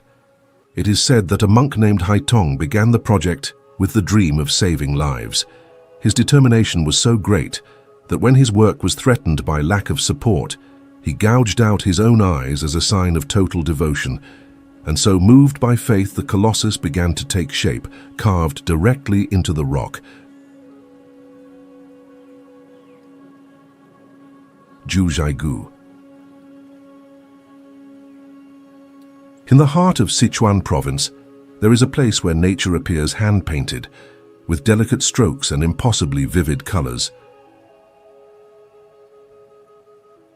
Jiuzhaigou, whose name means Valley of Nine Villages, is a hidden refuge among mountains, forests, and lakes that shimmer like heavenly mirrors. A paradise where time seems to slow and where the land breathes ancient legends.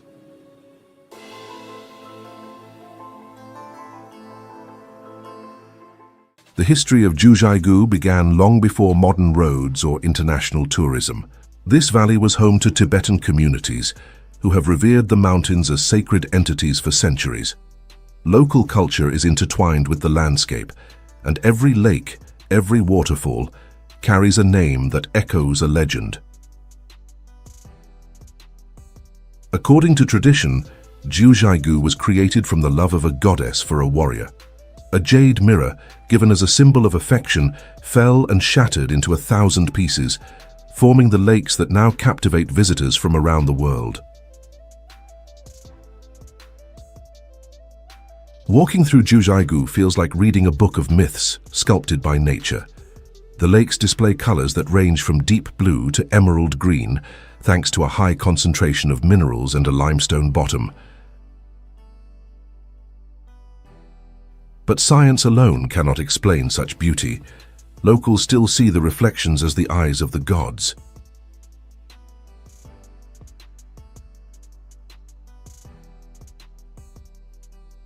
As the first rays of the sun touch the surface of the five-flower lake, an explosion of color transforms the water into a liquid stained glass window.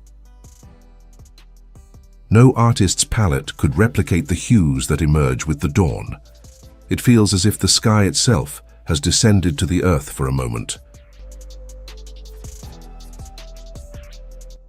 Lijiang. Some places in the world resist time not with concrete armor, but with stories, with the subtle weight of tradition. Lijiang, in the heart of Yunnan province in southwestern China, is one of those places. A city where every cobblestone seems to whisper centuries-old tales, where wooden rooftops murmur ancient legends to the wind.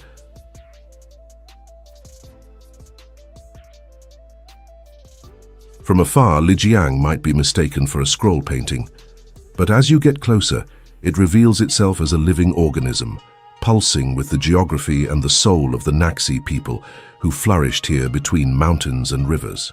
It is a city that does not merely preserve the past, it inhabits it.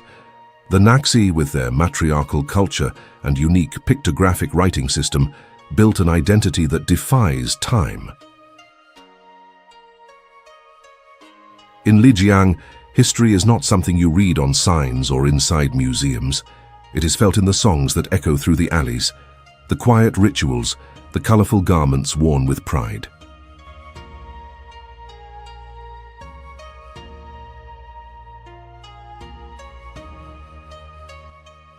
Walking through the ancient town of Lijiang is like entering a labyrinth where every corner offers a meeting with the unexpected. Narrow lanes, clear canals, stone bridges, and centuries-old homes form a setting suspended between the real and the imagined. The water that flows through the city, descending from snowy mountains, is more than a natural resource. It is a symbol of life, of continuity. Mount Wuyi. Among the rolling hills of Fujian province stands a world that seems to have been carefully sculpted by divine hands. Mount Wuyi, wrapped in mist and silence, is more than a natural setting. It is a sacred space where earth, water, and spirit meet in almost mystical harmony. The Wuyi Mountains are not the tallest or the most dramatic in China, but what they lack in vertical grandeur, they more than make up for in spiritual depth. Their red cliffs shaped by time cradle hidden valleys, serene streams, and stories that stretch back thousands of years. Every stone seems to hold a line of an ancient poem, and every curve of the river murmurs legends that echo through the centuries.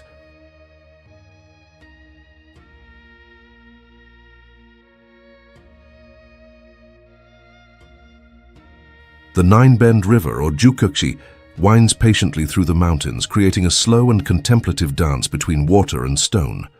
Floating down this river on a small bamboo raft feels like entering a state of meditative drift. Nothing is urgent. Everything is essence. Here, nature teaches us to slow down. But Mount Wuyi is not just a geological marvel. It is also a cultural cradle. During the Han Dynasty, it was already a center for philosophical study, particularly Neo-Confucianism, a place where sages retreated to study, write, and seek deeper connection with the universe. To this day, ruins of academies and pavilions remain among the trees, silent witnesses to a scholarly past.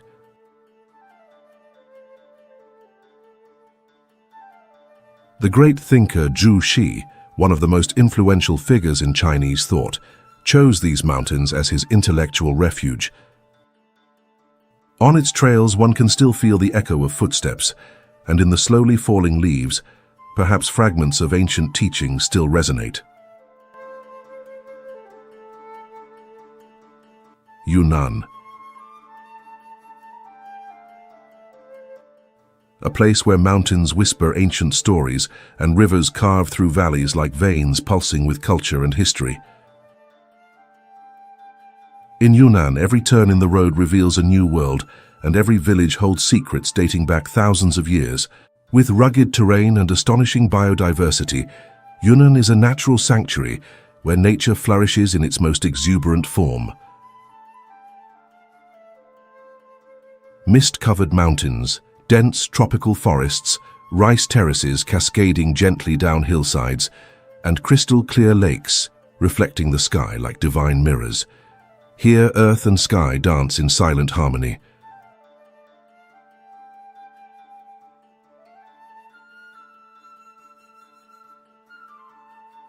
But Yunnan is more than a visual spectacle. It is a journey into the heart of human diversity. With 25 officially recognized ethnic minorities, this province is the epicenter of China's cultural plurality. Peoples like the Naxi, Bai, Dai, Yi, and Hani live side by side, each with their own languages, clothing, myths, and traditions. These are living cultures expressed in music, dance, festivals, and sacred rituals. Walking through Lijiang, one of the most renowned cities in the region, you feel the echo of ancient kingdoms. Its stone-paved streets, winding canals, and wooden structures preserve the memory of the Naxi people and the Dongba culture, with its millennia-old pictographic script and spiritual ceremonies that are still practiced today. The city is like a reliquary, where the past whispers to attentive travelers. Hainan Islands. Often called the Hawaii of China, this island is more than a tourist destination. It is a universe of its own within China's vast territory. Arriving in Hainan, you feel the warm breath of sea air, the salty aroma of the ocean, and the constant whisper of palm trees in the wind. The infinite blue of the sky meets the sea at a line that seems to dissolve the boundaries of the world. Here, the vastness of nature embraces and mesmerizes, offering visitors a rare, intense sensory experience. The landscape of Hainan is a blend of the tropical and the mythical. Dense forests cover gently undulating mountains, while rivers meander lazily toward the ocean. In its natural parks live endemic species, protected by environmental policies that have grown stronger over the past decades. The island is also one of the few places in China where the Hainan gibbon, one of the most endangered primates in the world, can still be found.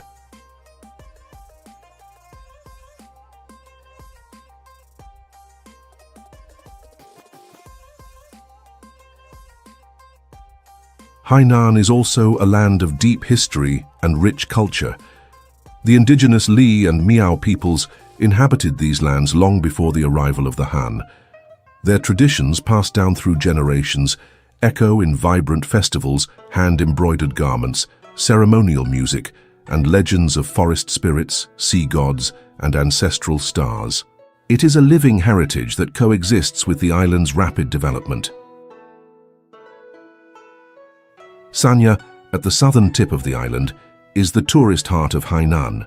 With its luxury resorts, warm water beaches, and endless coconut groves, the city attracts millions of visitors every year.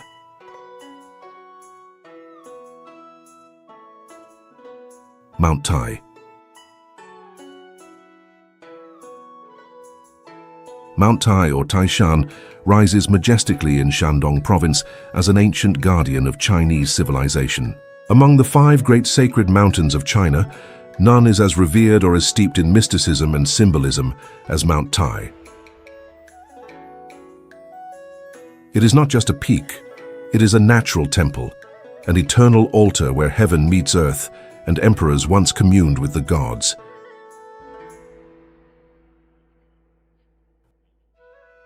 Since antiquity, Mount Tai has been a spiritual, cultural, and political axis.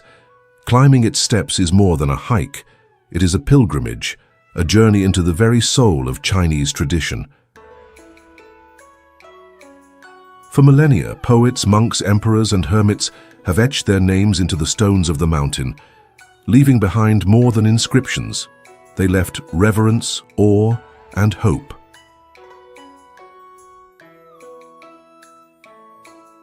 Every stone, every path, every temple atop Mount Tai carries centuries of devotion.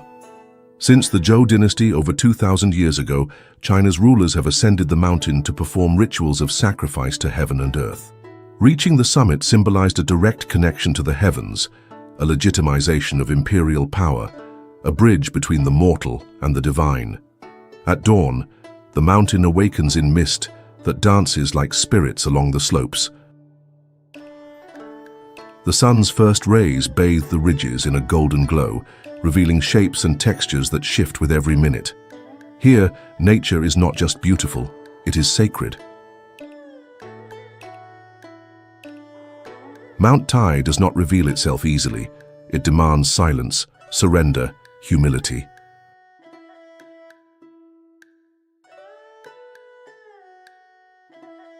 Chongqing. Chongqing rises proudly between the Yangtze and Jialing rivers, defying both terrain and urban conventions. It is a city that seems to twist toward the sky, with buildings jutting out from cliffs, bridges floating above chasms, and stairways that seem endless. In Chinese imagination, Chongqing is synonymous with resilience, courage, and transformation.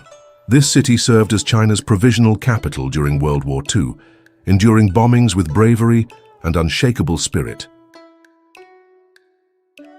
Its streets hold the echoes of a nation that resisted, survived, and rose again from the ashes with the strength of its people and the warmth of its soul. The urban landscape of Chongqing is breathtaking. Towering buildings coexist with ancient alleys where time seems to stretch. The mist, which often drapes the city, creates an almost dreamlike scene. as if Chongqing were a mirage suspended between past and future. The rivers cut through the city like veins, fueling its dynamism and connecting neighborhoods, histories, and hopes. But Chongqing is more than concrete and fog. It is a living metropolis that breathes culture in every corner: shadow puppetry theaters, local operas, night markets, and alleyways where the spicy aroma of chili mingles with the city's vibrant chatter. It is a cauldron where old and new simmer together, forging a unique, untamed identity.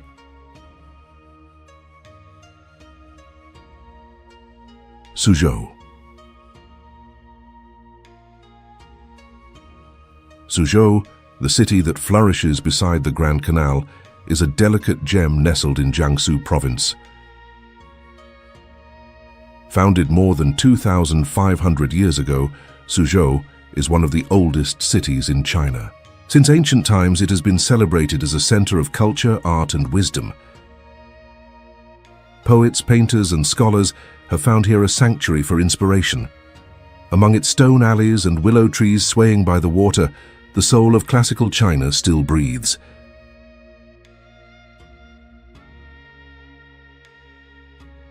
The gardens of Suzhou are its most refined signature. Designed as microcosms of the universe, they combine rocks, plants, water, and architecture with a harmony that transcends the physical. Walking through one of these gardens is like stepping into a living painting, where every angle was designed to reveal a new scene, a new emotion. Here, silence is a form of art. Along the canals, small boats glide gently, guided by boatmen who sing ancient songs. The banks are lined with traditional houses, featuring curved rooftops, red lanterns, and lace-like wooden windows. Suzhou is not a city to be rushed through. It is a place to be absorbed slowly, like a cup of tea that reveals its flavors little by little.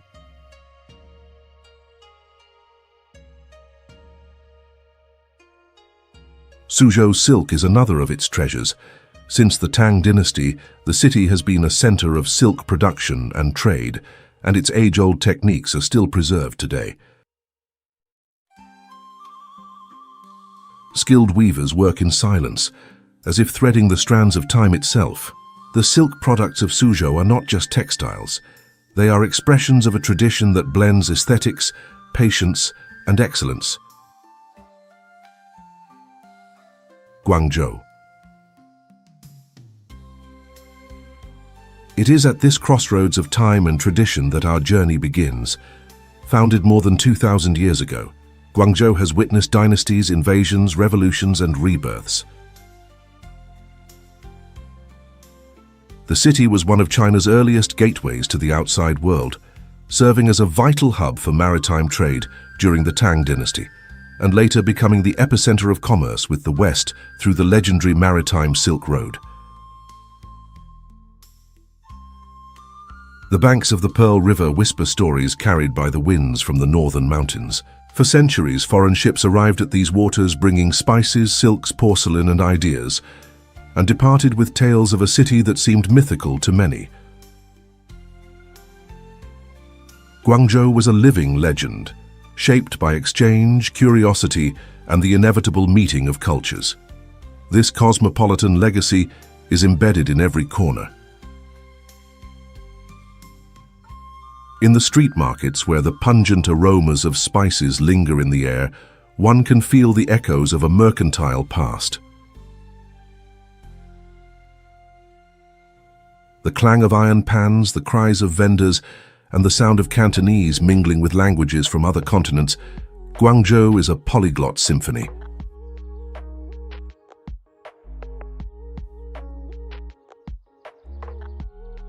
And if the past lives in the alleys and the scents of street stalls, the future rises in steel and glass. The Canton Tower, like a beacon of the 21st century, pierces the sky with its presence.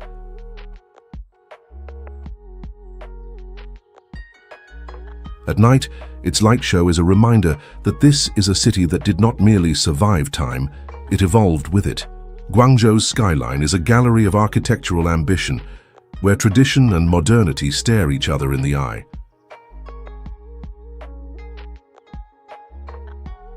Shaoxing. Among serene canals, ancient bridges, and the quiet memories of centuries of history lies one of China's most poetic and enigmatic cities, Shaoxing. Located in Zhejiang province, this millennia-old city is more than a place. It is an idea of tradition, contemplation, and tranquil beauty. The waters of Shaoxing carry centuries of culture. They have reflected the faces of poets and philosophers, heard the whispers of lovers, and witnessed revolutions and long silences. Along these canal banks was born and raised Lu Xun, China's greatest modern writer, whose words still echo through the city's alleys. Literature, in fact, pulses at the heart of Shaoxing. The city breathes poetry, as if every stone on the cobbled streets holds a verse, and every soft breeze carries a lyrical memory. Poets of antiquity came here seeking inspiration, enchanted by the serenity that seems to rest upon everything.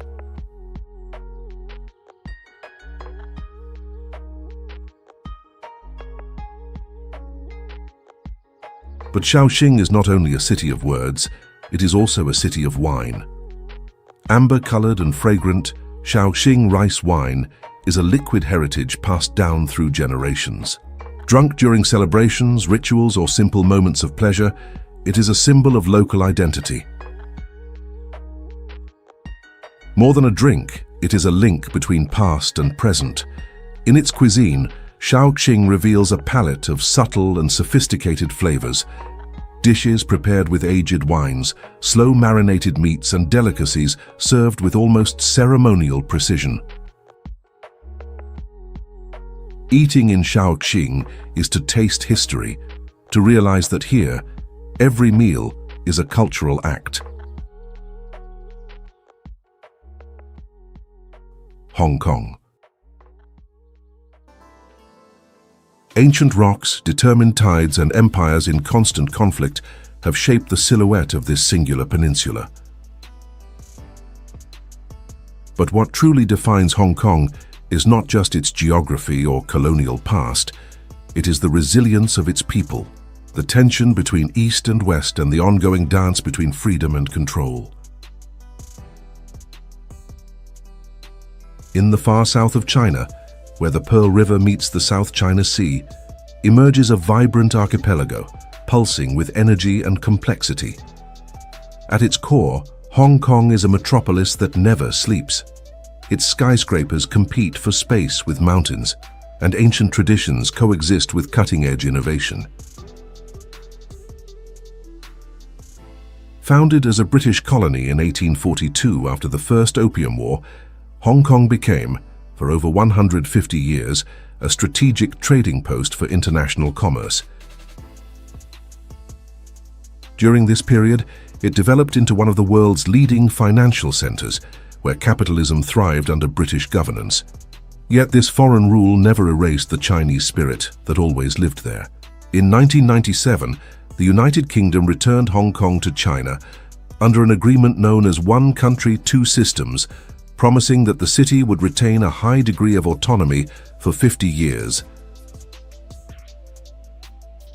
This promise marked the beginning of a new era, defined by a fragile coexistence between democratic ideals and the centralized authority of Beijing.